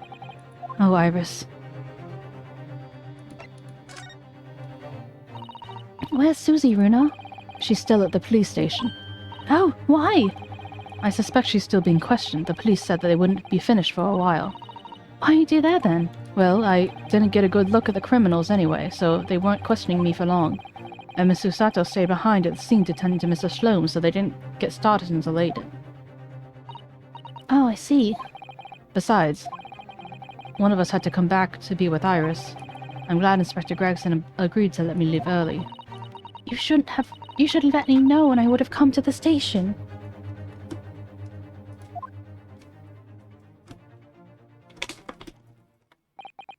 I'm afraid I'll need to go out again, Iris. There's not much I can do at the moment, but I can at least try and find out how Mr. Shlomes and Gina are getting on. I want to go too. Take me with you, or not? I can't just stand just sitting here just waiting. I'm not sure how I feel about taking a 10-year-old child to the scene of a murder, but I don't want to leave her all alone here either. Alright then, Iris. Perhaps that you can help me. Oh yes, I'd love to. Gina's at the prison and Mr. Shlomes is probably in his hospital bed.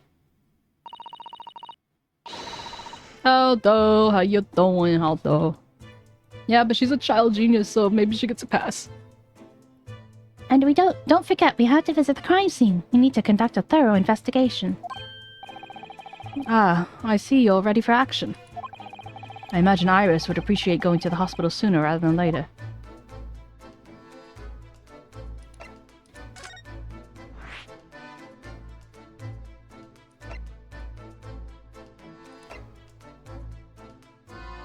Visit prison first.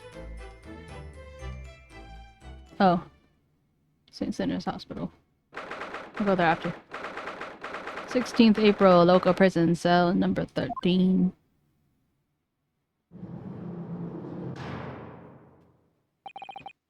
Hello, Gina.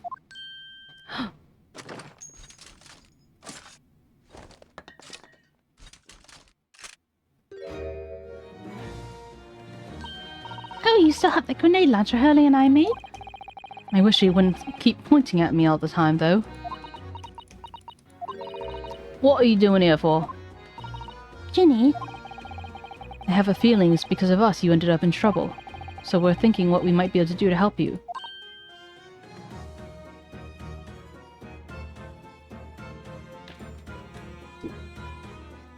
Haldo, are you speaking from experience?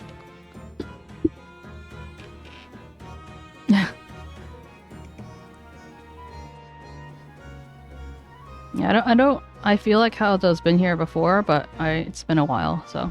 Welcome back.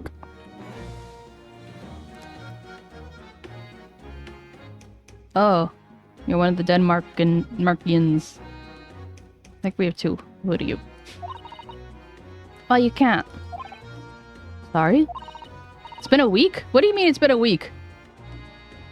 I don't believe that. No. What was I doing? Unless you didn't speak very much. I'm really bad with time, to be honest. Oh, the Toonie Town! Oh. Did you happen to come from another streamer? It was probably longer than a week. Okay, now it's coming back to me. It's coming back to me. Welcome back. I missed their raid. Do you remember who it was? But yeah, I haven't officially played Toontown on stream in a while, so it's okay if you don't remember. Glad you're here. Do you ever play any Ace Attorney? It was a collab. Okay. I think I have a few ideas. I remember someone was collabing and they both sent their individual streams my way, which is very kind. Maybe that's someone else.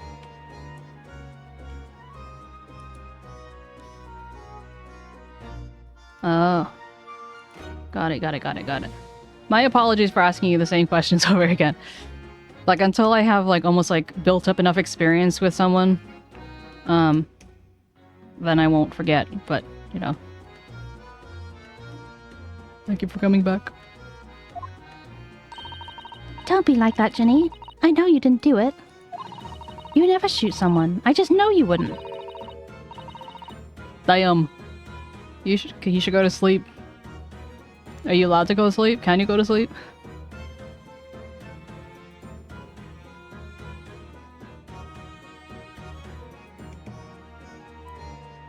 you know me? Pull the other one. No, you ain't got the first idea of the likes of me. You need to play Minecraft? Do I? I'm a thief. I pinch people's purses when they're walking down the street. That's how I get by. And if I saw me chance, I'd sneak into a pawn shop any day of the week. Just to see what I'd lay me hands on. Get it? It's the kind of person I am. Oh, I feel that. You must have been pretty hungry. But Gina... I'd be in court tomorrow, they say. Some cove came by before and said he'd be a lawyer for me or the like. Said it was my right or something. But I told him to get snuffed. I don't need no lawyer. I don't need no one. She couldn't be staring at me anymore, obviously. She tried. Why are you being like this, Ginny?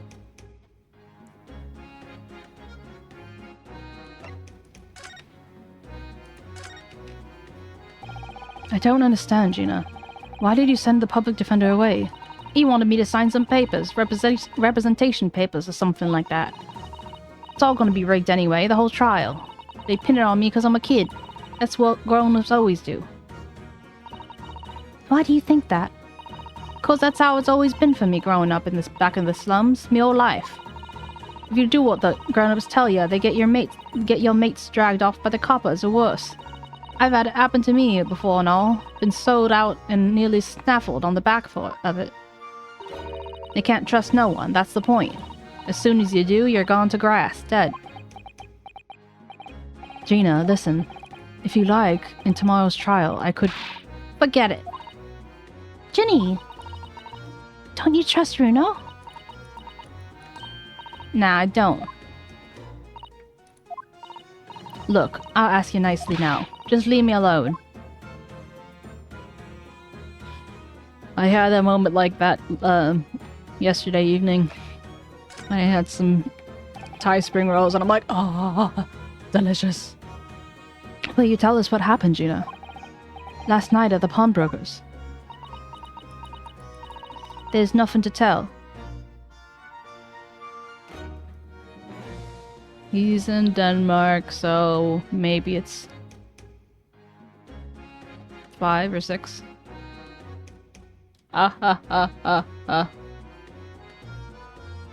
So 6:43. Nice. I have a feeling based off their silhouettes that there are people that she knows. She feels obligated to protect them. I figured it'd pay me, so I broke into the place and started going through the storeroom. The old bloke walked in and me, and you know the rest. But why, Ginny? Why would you do that? Ain't it obvious? The place is full of stuff I could sell for a shilling or two. Diving ain't easy, you know. It's a lot of work, and half the time you don't even get nothing. Why are you yelling?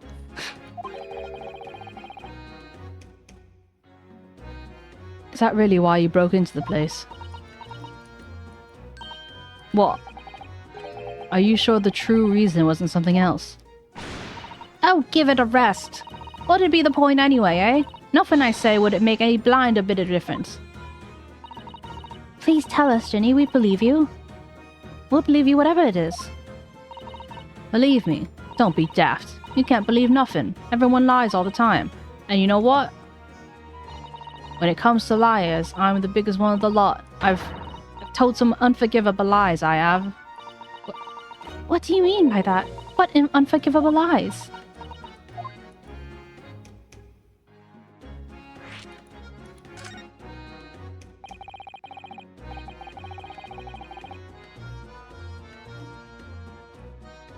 This hat right here.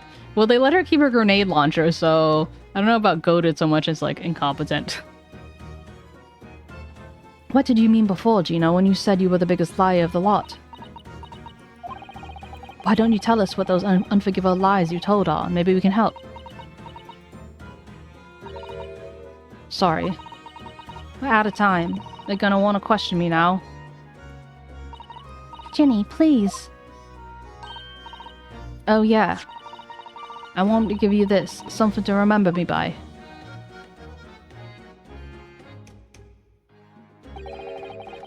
A photographic print of a really adorable cat. It's the same scarf. It's me! I'm in the game! I found one in the pockets of this coat. Ain't no point in me having it.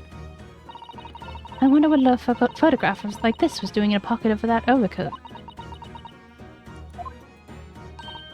Anyway, don't bother coming here again. Bye. No, Ginny. White cat photograph. Sweet little cat. Ooh, cutie.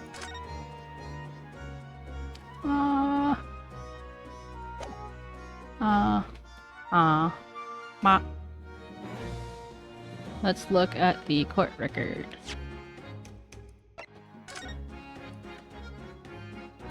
Ooh. Look at the back of this print here. There's something written on it. 13th February, 9 p.m. Article deposited 1 small box. I'll smelt the snowman. Loan amount paid 10 shillings. Redemption deadline 13th April 9 p.m. So this photographic print has a redemption ticket. 15th of February. That could be significant. It was just 2 days before the murder in the omnibus, wasn't it? A small box. Doesn't tell us much about it, does it? Bruno, if Mr. McGill did still have the ticket, then presumably he never redeemed the article. So why do you think the box might still be present in the shop? Ah, yes. If it's something Mr. McGill deposited, we need to investigate. White Cat's photograph information has been updated.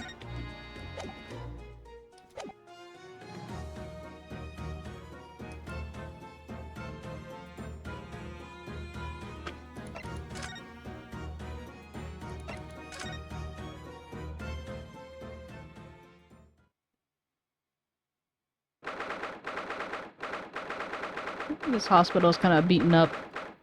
16th April, St. Sinners Hospital, Ward 3. Hurley! Oh! He's not here! No, that's strange. The nurse definitely said he was in bed by the window, didn't she? Oh, I know what's probably happened. Hurley is being a big baby, and the bullet wound wasn't that bad after all, so he been sent home. I'm not so sure about that. Baby or not, there's no question that it was a fairly serious injury that Mr. Sholmes suffered. Oh. Hello, what do we have here? Some Bobby! This ward is off limits, no visiting. So what are you doing here, eh? I'll have you know, we're Hurley's next of kin. Eh? Oh! Well, begging your pardon then, ma'am, sir. A little lady and a curious Eastern gentleman. A great mystery solvers is a mysterious family. That's how you see us, sure. Where is he, Constable? Where's Hurley? I believe he's currently in operating theatre, ma'am. Undergoing an extensive operation. Extensive? It's been several hours since he went in. Oh dear. Is he going to be alright? Well, it doesn't appear to be working, you see. The anesthetic, that is. Oh! I have heard reports that the gentleman claims he may have had a little too much to drink last night. Coffee, that is. Anyway, I think it would be fair to assume that he won't be back here for several hours yet. I see. Thank you, Constable. Perhaps we should leave and come back later. Oh, poor Hurley. Now we go back to the Brocas.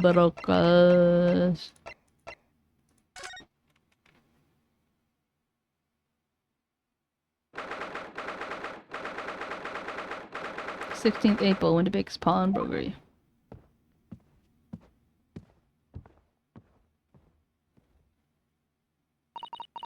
This is where it happened then, last night. That's right. The 2 thugs I told you about were obviously ransacking the place looking for valuables. But apart from the policeman in here, you wouldn't know anything had happened. There's no sign of disturbance. No, you're right about that, actually. In fact, if anyone, it's the police who seem to be the ones doing the ransacking.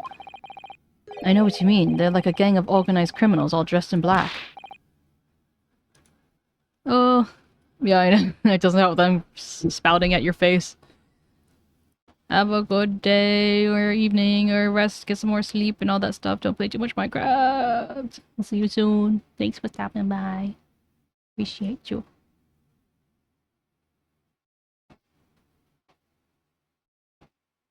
Let me see.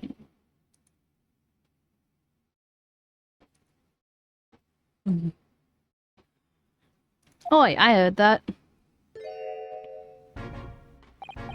Oh, Inspector, good morning.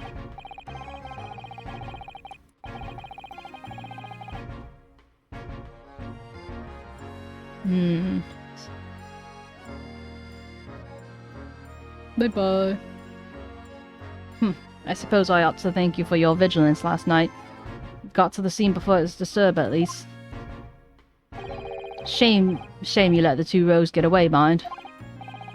Yes, I'm sorry about that. I thought you'd assign extra men to the beat around here, 𝗟𝗍. Now look what's happened.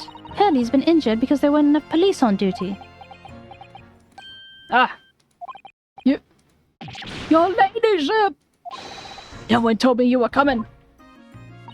I expect you take full responsibility for what happened to 𝗟𝗋 and see as the best medical care. Of course, your ladyship. The very best doctors in the capital are attending to him as we speak. And I don't think it's Runo's fault that the rogues managed to get away, is it?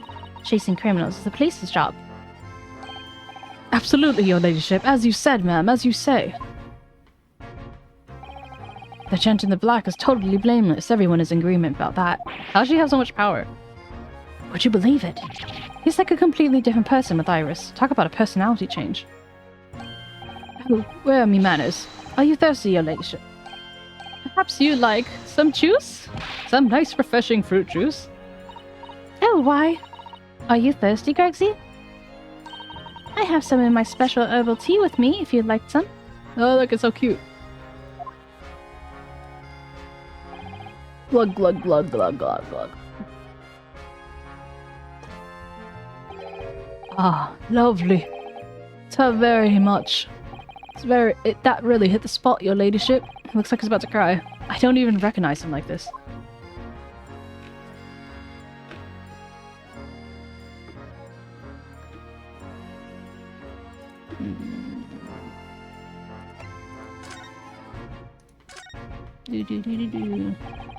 So, how's the investigation, Inspector? Nothing to it, really. Real simple case, this. There's some really definitive evidence. We're just about to charge the diver we arrested last night, in fact. Gina! You're going to charge her? That's right. Should be able to bring her before the judge at the Bailey tomorrow. Definitive evidence, you say? What is it? Come on, show me. Your ladyship, as much as I would like to oblige you, I'm afraid. Ah, I see. You've already captured the pair of thugs who broke in here last night, have you? What the? And you're going to put them on the stand as witnesses, are you? How could you... How could you possibly know that? I had a feeling, that's all. Remind me never to keep a secret from Iris. So you've arrested the two men who shot at 𝗟𝗋's, have you? Well, yes, they were rounded up pretty quickly by the lads at the beat. And Miss Lestrade was being held at the prison. She should be. That's assuming she hasn't lifted the key from the jailer, of course.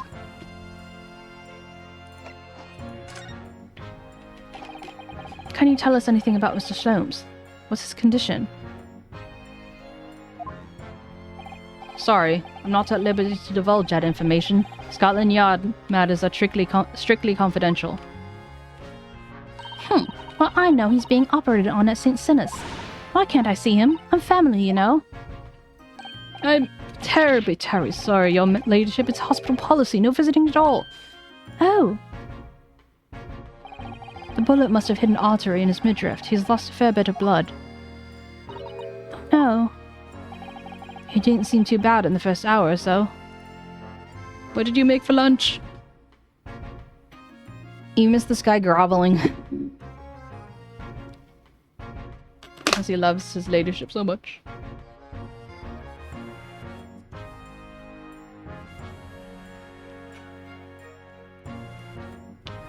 Mmm.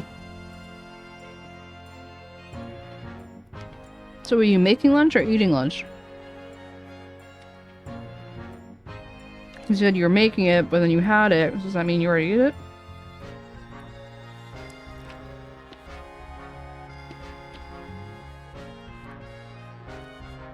Hmm.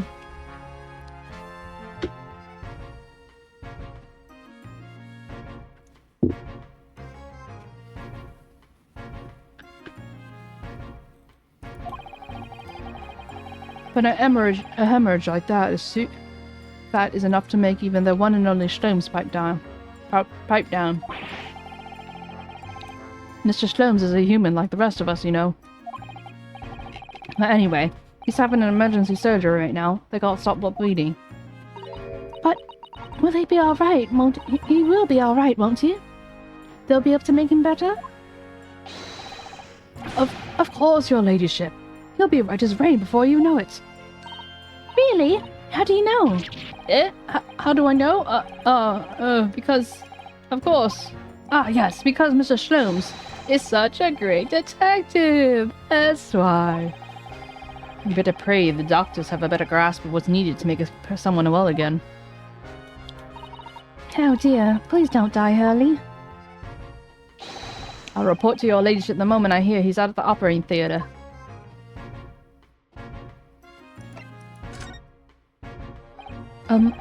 I couldn't help but noticing, Inspector. What? Out with it, sunshine. Well, there seems to be a marked difference between the way you talk to me and Iris. Watch that sauce, Sonny. I'm a copper. And we don't go in for favoritism. But he's right, you do treat us differently. It's because those Adventures of Sherlock Holmes stories, that's why. Oh. I crop up in them, don't I? Inspector Tobias Gregson. Oh, well, yes, that's because you're acquaintance of Hurley's. What did you write about the inspector, Iris? I don't remember, really. It was one of Sholmes' lines. Gregson is the smartest of the Scotland Yarders. Is that how he put it? Oh, did I write that? You know what that line did for me, eh? The very next month my pay doubled. Doubled, I tell you. Oh, that's amazing. All because everyone at the Yard reads them. They all read Sherlock Holmes stories. Every one of them set up a fan club they even set up a fan club for me. Of course, that explains everything. It was around that time that you became such a toady to me. Can you blame me? All it did was take one bad word from you and Sholmes could change his tune about me. Gregson? No, the great detective will say. He's getting quite overrated these days. Think what would happen to my salary if that came out in print, eh? The whole thing gives me the willies. I can't tell you how many nights of sleep I've lost worrying about it. But that would never happen, Gregsy. Every month when the new magazine comes out, my hands are trembling as I turn the pages. Oh, how awful for you. Here, have some of my tea to settle your nerves. Glug, glug, glug, glug, glug. Ah, lovely. Ta very much. It really hits a spot, your ladyship. Teetotal. Oh, yeah. There's something I was supposed to talk to you about, Mr. Naruhodo. What is it? I've got an important message for you. I clean forgot about it until now. An important message. I wonder what it could be.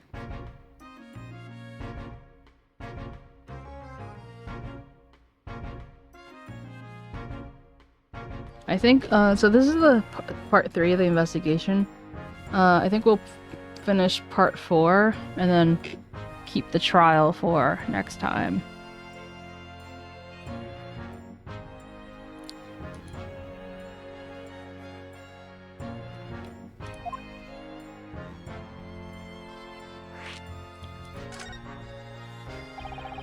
Are you going to tell me what this important message is then, Inspector? Yeah, it's about that young lady who's normally by your side, your assistant. Dear Susie, is she alright? She's at the station, isn't he? Being questioned, I believe. Nope, not anymore. She had to head off. Head off? Where? To Lord Strongheart's office, of course, he summoned her. Ah, yes, of course, I'd forgotten about that. One of the whipstocks took her there in a yard carriage after we finished questioning her, but she asked us to tell you that she didn't have the fare for the return journey and to go and meet her there. She's got a nerve, using Scotland Yard as a bloomin' messaging service. I see. Well, thank you for passing that on, then, Inspector. Why did Susie have to go to see the Lord Chief Justice? She didn't tell me, but I better head over to the Lord Chief Justice's office to fetch her straight away.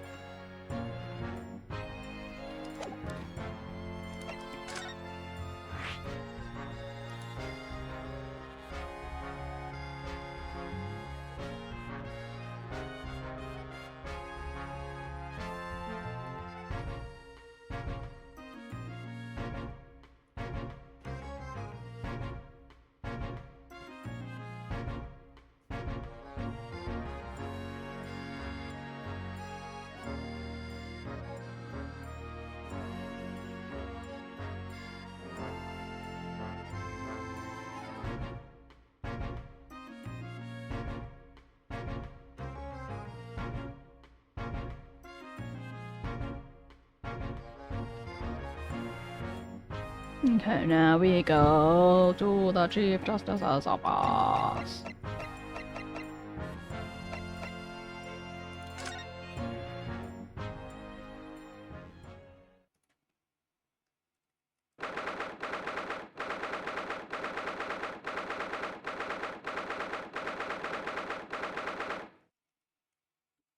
April 16th, British Supreme Court, Lord Chief Justice's office. Yes. No matter how many times I come here, I always get the same sense of oppressiveness somehow. Do you think the place is oppressive? I think it's normal. How so? I mean, look at the suit of armor over there. You can't take that seriously, can you? Maybe it thinks the same about you. So everything is clear in regards to tomorrow's arrangements, I trust. Yes, thank you very much. There they are, Sir Sato-san and Lord Strongheart. I wonder what they're talking about. They both look very serious. Very good. There's nothing else further to discuss. You may return to your lodgings. No doubt you have much to do in preparation for your return to your homeland. Wait, what did he just say? Your return to your homeland. Sir Sato-san!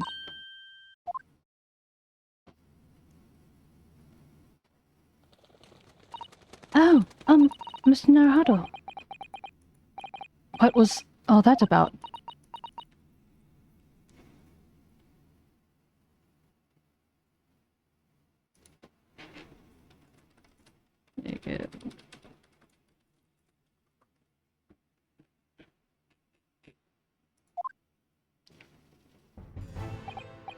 Ah, Mr. Naruto, thank you for coming to collect your colleague.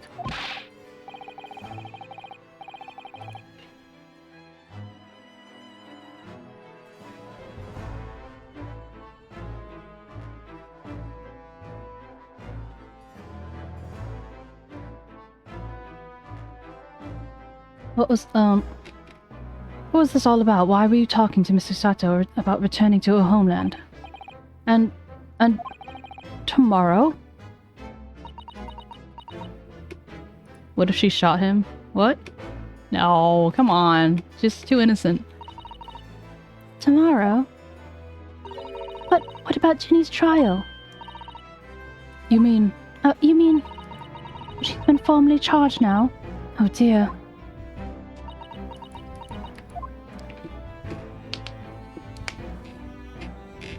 If she was the one who shot him, she would be in jail too. Let's be real.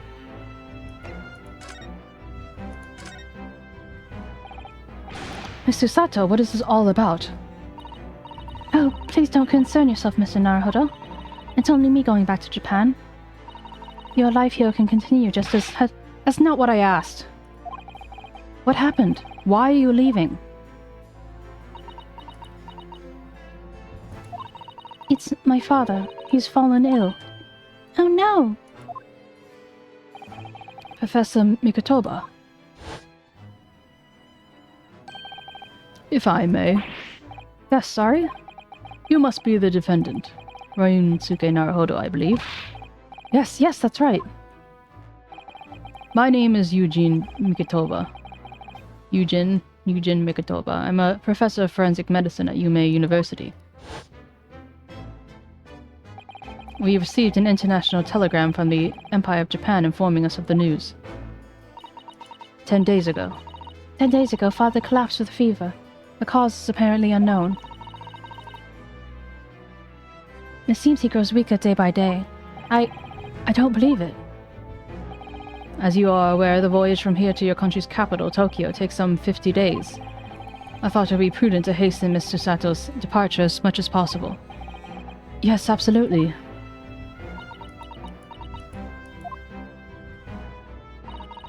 I will leave London first thing tomorrow morning.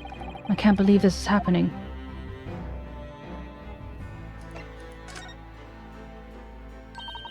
So, Gina has been charged. She'll appear in court. Yes, she's formally charged a few hours ago, and the date of the trial has already been set for tomorrow. No, not even 24 hours later. Gina. Ah, the Lestrade girl, and the murder of the Baker Street pawnbroker, yes.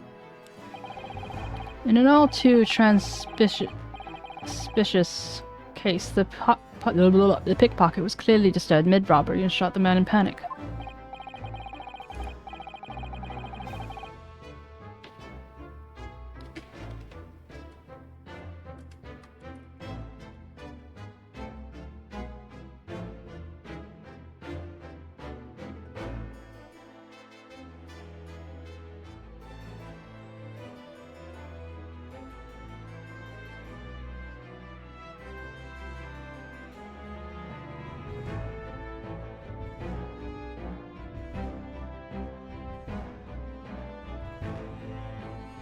No, the yard is overstretched as it is, without wasting time on these open and shut cases.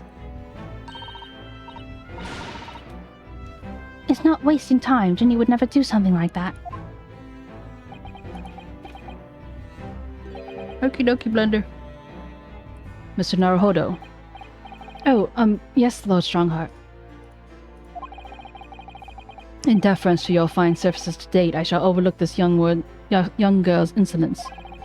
But I have no recollection of admitting a child into my office. Leave. Now. Of course, Lord Strongheart.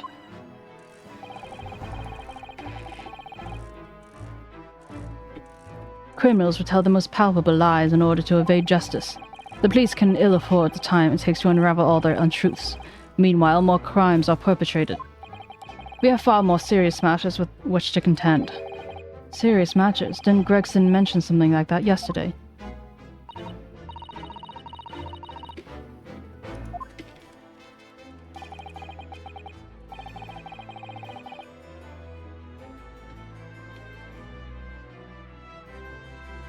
It's no concern of yours, though I'm sure I need not remind you of that.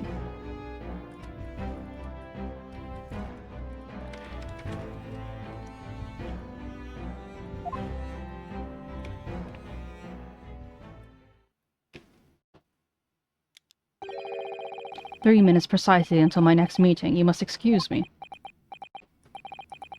There's just one more thing, Mr. Strongheart. Which is? Miss Lestrade's trial. I wonder if you might permit me to defend her. A timely suggestion. Sorry? The girl currently has no representation. But that's not fair. Yes, she may be a pickpocket, but she still deserves a fair trial. Do not misunderstand me, young lady. The government provides for those too poor to afford representation without a public defender. The accused need only sign the relevant paperwork, and the defense barrister will be assigned to the case. However, the young girl in question has refused that right. Why would she do that? A question you would do well to direct at Miss Lestrade.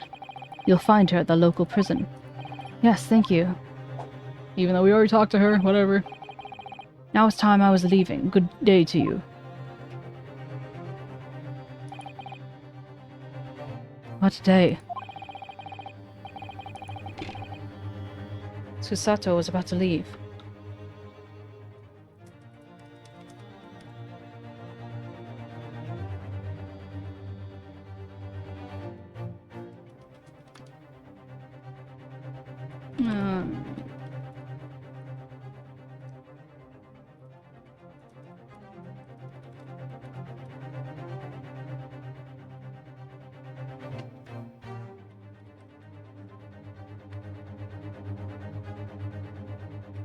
Gina charged with murder, Susato-san about to leave.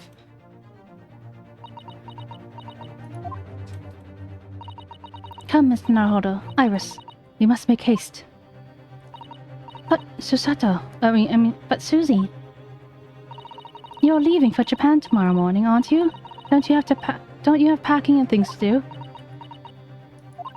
As Mr. Naruhodo's judicial assistant, my personal circumstances are of no consequence. My sole purpose remains to help you with whatever I can. Thank you, Miss Susato. It's a very pensive look. I think we ought to visit Gina first. In any case, I should like to wish her well before I leave. Yes, that sounds like a good idea. Let's go. If I'm honest, this has completely thrown me off. I'll just have to do what I can, as a lawyer.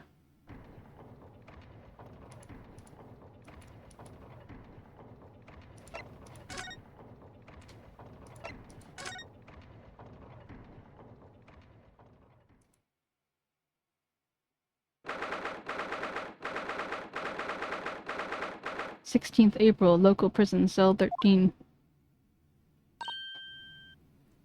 Ah! Hello again, Gina. I'm going through this whole thing all over again. What are you doing? What are you lot doing here for now? So the crate muzzle of that grenade launcher shoved in our faces yet again, obviously. I think I need to improve the way you load ammunition to that thing, don't I? Look!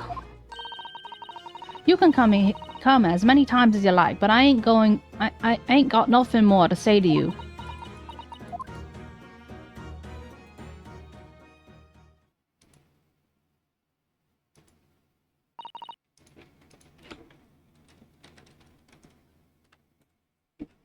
Gina, I wonder if you might hear me out. There's something I'd like to say. What? I'm sorry to say that I must reluctantly bid you farewell. Eh? Farewell. Tomorrow I must begin my journey back home to Japan. I fear we may never meet again. Oh, right. I've had the pleasure of meeting so many lovely people here in London. I have so many wonderful memories. And yet, as things stand now, it would be a glum parting indeed. Poor Iris is so miserable. Susie. Well, that ain't my business. Both Iris and Mr. Naruhodo believe you to be innocent, Gina. They put their faith in you. But somehow, you can't find it in your heart to put your faith in them. Yeah, that's right, I can't. What of it? It grieves me greatly to have to say goodbye to my friends when they're so clearly unhappy. Because of you. What? It's my fault? Yes, so I have one final request, Gina, before our paths never cross again. Right here, and now. I want you to show both of them that you don't deserve the faith they've invested in you. Eh? Only by doing that will you truly be as alone as you claim to be. What are you talking about? What do you expect me to do, eh? You told us that everyone lies. So prove it by admitting one of your own untruths. What was that you said about before, Jeannie? You said something about our unforgivable lies. You must tell Mr. Naruhodo and Iris the truth now. That is my last request before I leave. My last request as a judicial assistant. No, I can't.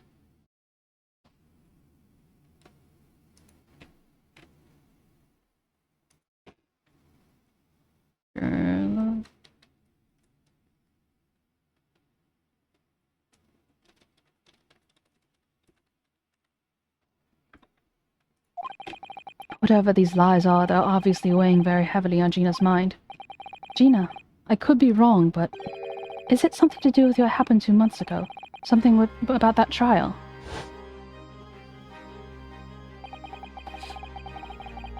The one in which Magnus McGilded was acquitted.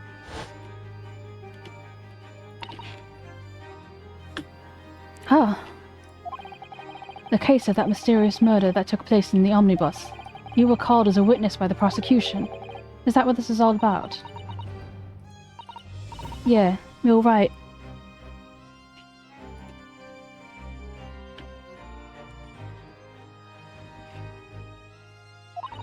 Because in that trial, I lied. I lied to you like you wouldn't believe.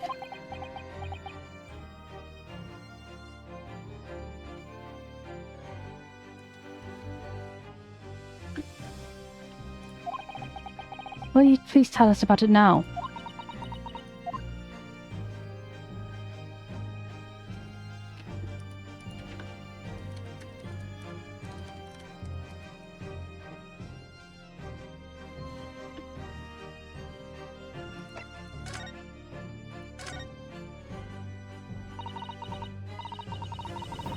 Like you said, it all happened 2 months ago.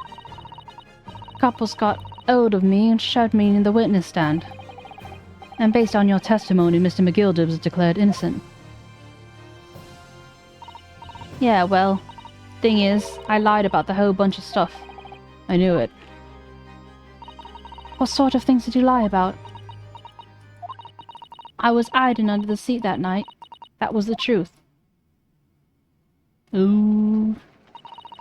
It was pitch black in that little cubbyhole. I couldn't see a thing. And then I heard that loud thud, like someone falling to the floor. And that's when Mr. McGilded discovered you? Yeah. He pulled me out from under the seat and sat me next to the dead man. They weren't much light to see by, but when I looked at him, his hands, I saw I had the cub's blood all over him. I was so scared, I couldn't even speak. You had his blood on your hands. In other words, it was Gina that was the witness, that the witnesses saw on the roof through the skylight. Then Mr. McGilded started asking you questions, I suppose. Who you were and why you were hiding under the seat. Yeah, he did, only that's not all. What do you mean? I mean, he threatened me. Threatened you how? He made me swear about what I'd seen and what I'd heard. And what about what he was going to do after the cub was found dead? He made me swear I wouldn't tell no one of it. And if I did, he said he'd let me scarp her before the coppers showed up.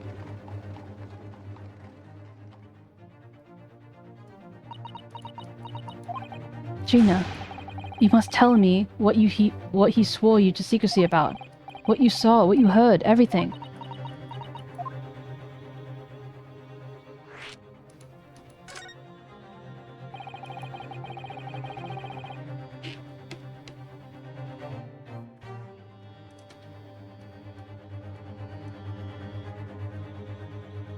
You say McGilded made you swear not to tell anyone what you saw. But you were in the pitch-black compartment underneath the seat the whole time, weren't you?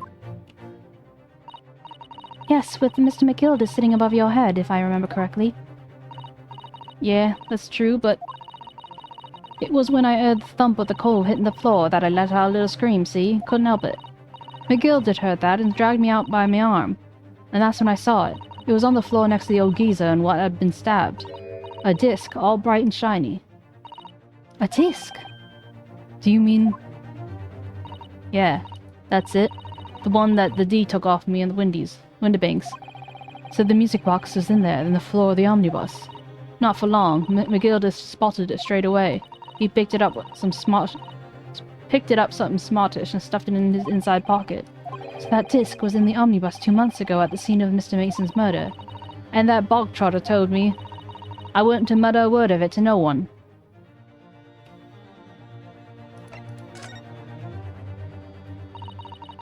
Cause it was so dark under the seat in the cab. I was straining my ears the whole time. After a while, I heard the door and footsteps inside the cabin. Presumably, that was McGilded getting on board. Nah, not only him.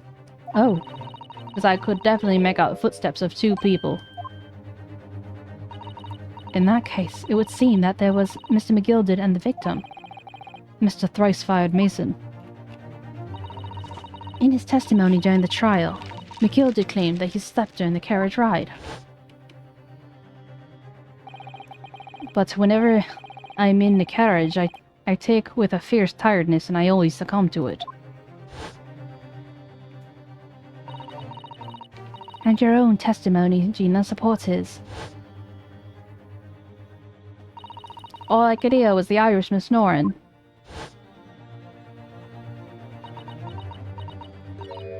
Yeah, that weren't exactly true.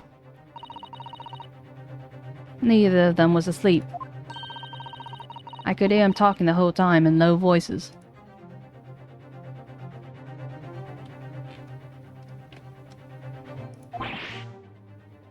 What? What were they talking about? Sorry, I don't know. The sound of the horses and the wheels are too loud. But that still tells us something. Mr. 𝗟𝗀𝘀 and the victim knew each other. So Mr. 𝗟𝗀𝘀 was lying as I suspected. Don't forget to hydrate, people.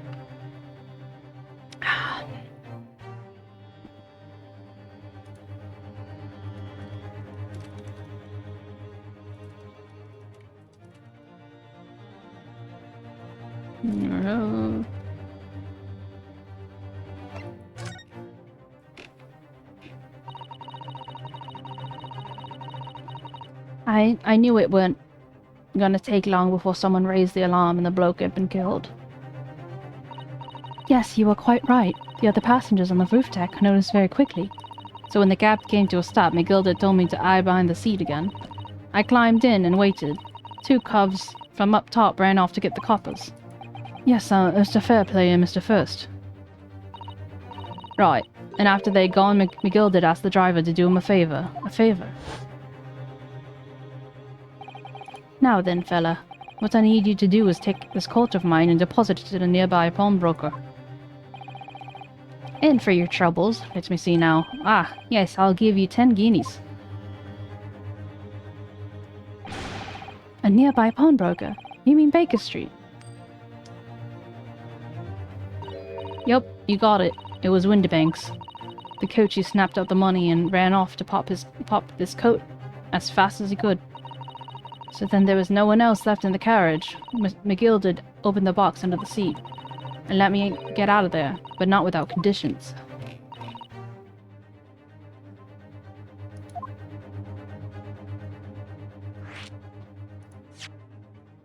I see.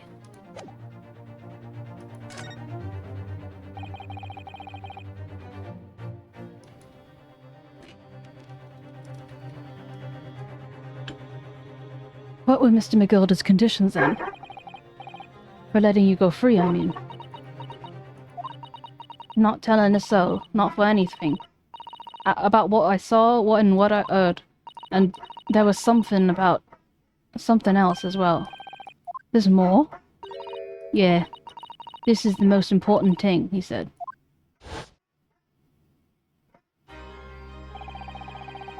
After sending the coachman on a little errand for me, there with some small change in his hand.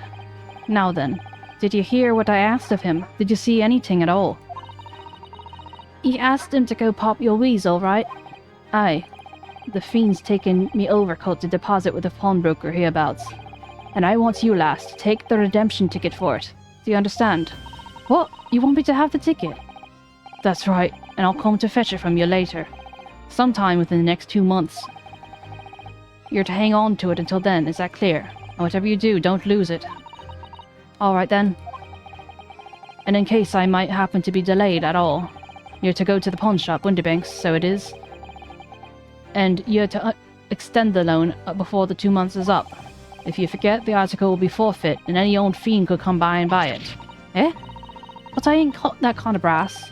Here's £5. That should be enough. Do we understand each other, lass? Don't try anything funny now. Be going against me. Yeah, I get it. Good. And one more thing. In a few days now, you'll be visited by the police, I've no doubt. The coppers? Aye. They'll come asking you to take a stand in court, to testify as a witness. So let's just have a wee chat about that, shall we? What is it that you might say, and what is it that ye want?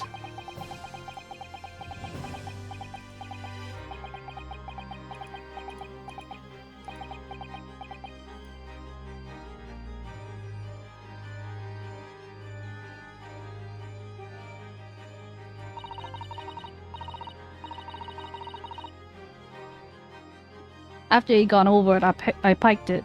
Got as far away from there as I could. He had a pawnbroker's ticket and some bushes near the scene. I went to fetch it the next day once it got dark. So Mr. McGill did plan for it, and coerced Gina into giving him false testimony.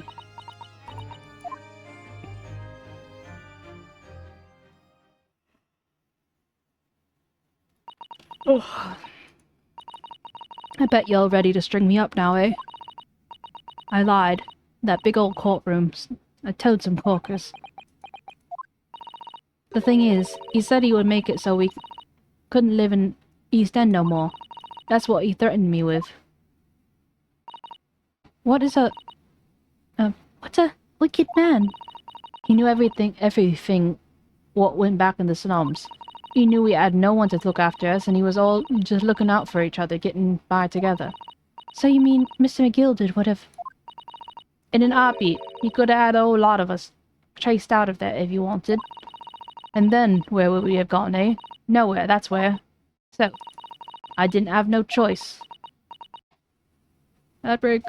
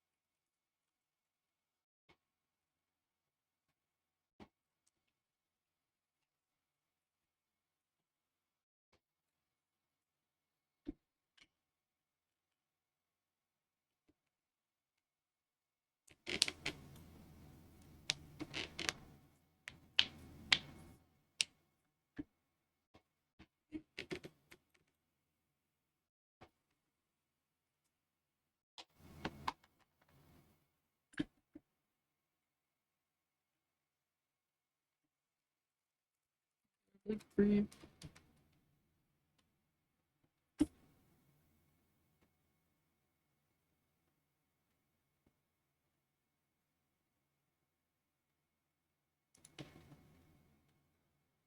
That's actually in this third section.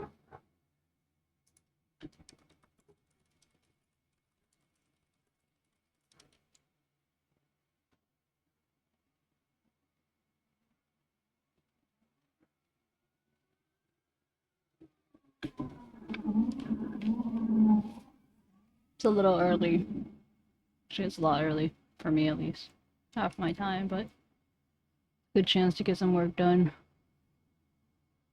Today's Tuesday, tomorrow I'll be rigging, Thursday off, Friday rigging, Saturday rigging, Sunday off.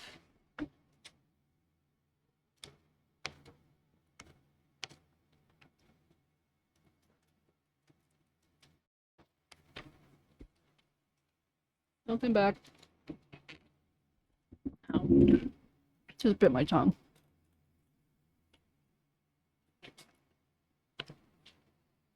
Thank you, Gina, for telling us everything. But I'm for it now, eh? Go on, admit it. You must be livid. Well, you can make some amends by doing me a simple favor. A favor? What? Sign the representation papers for tomorrow's trial. Eh? If you don't actually want me to represent you in court, you can rip it up later. But we need that paperwork or we can't investigate. The police won't let us. Investigate what? The scene of the incident last night. Mr. Sloan just shot, you see. You what? Hurley's having a big operation now, Ginny. Is it bad? Is he gonna be alright? Sloan's gonna be alright, right? That's why I want to investigate, for Mr. Sloan's sake as much as anything. Right. So what you're saying is, if I sign that bit of paper, everyone's happy, is that it? Something like that. Mr. Sutter? Yes, of course. I have the representation papers right here.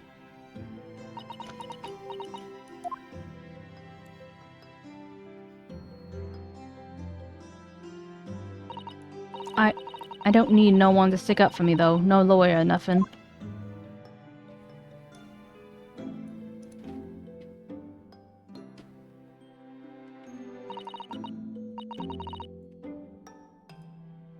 Poor Jenny, she seems so lonely. Gina's representation papers have been added to the court record.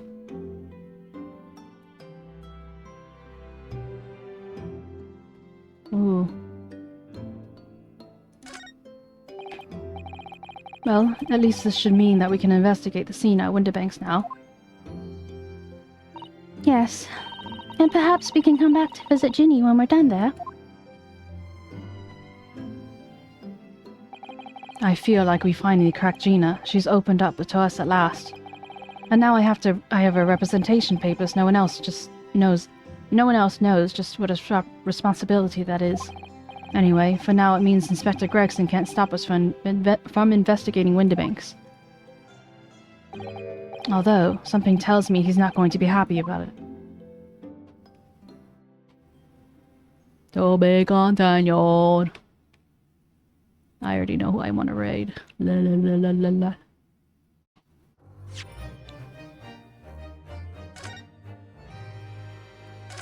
Thank you guys for our little quickie today. We will continue tomorrow with breaking. Let's read. Oh, third. Oh, sorry. Who are you gonna guess?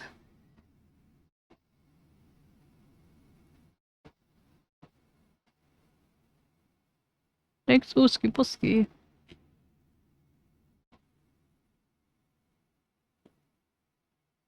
Have a good rest of your day. Leave right now. Bye-bye.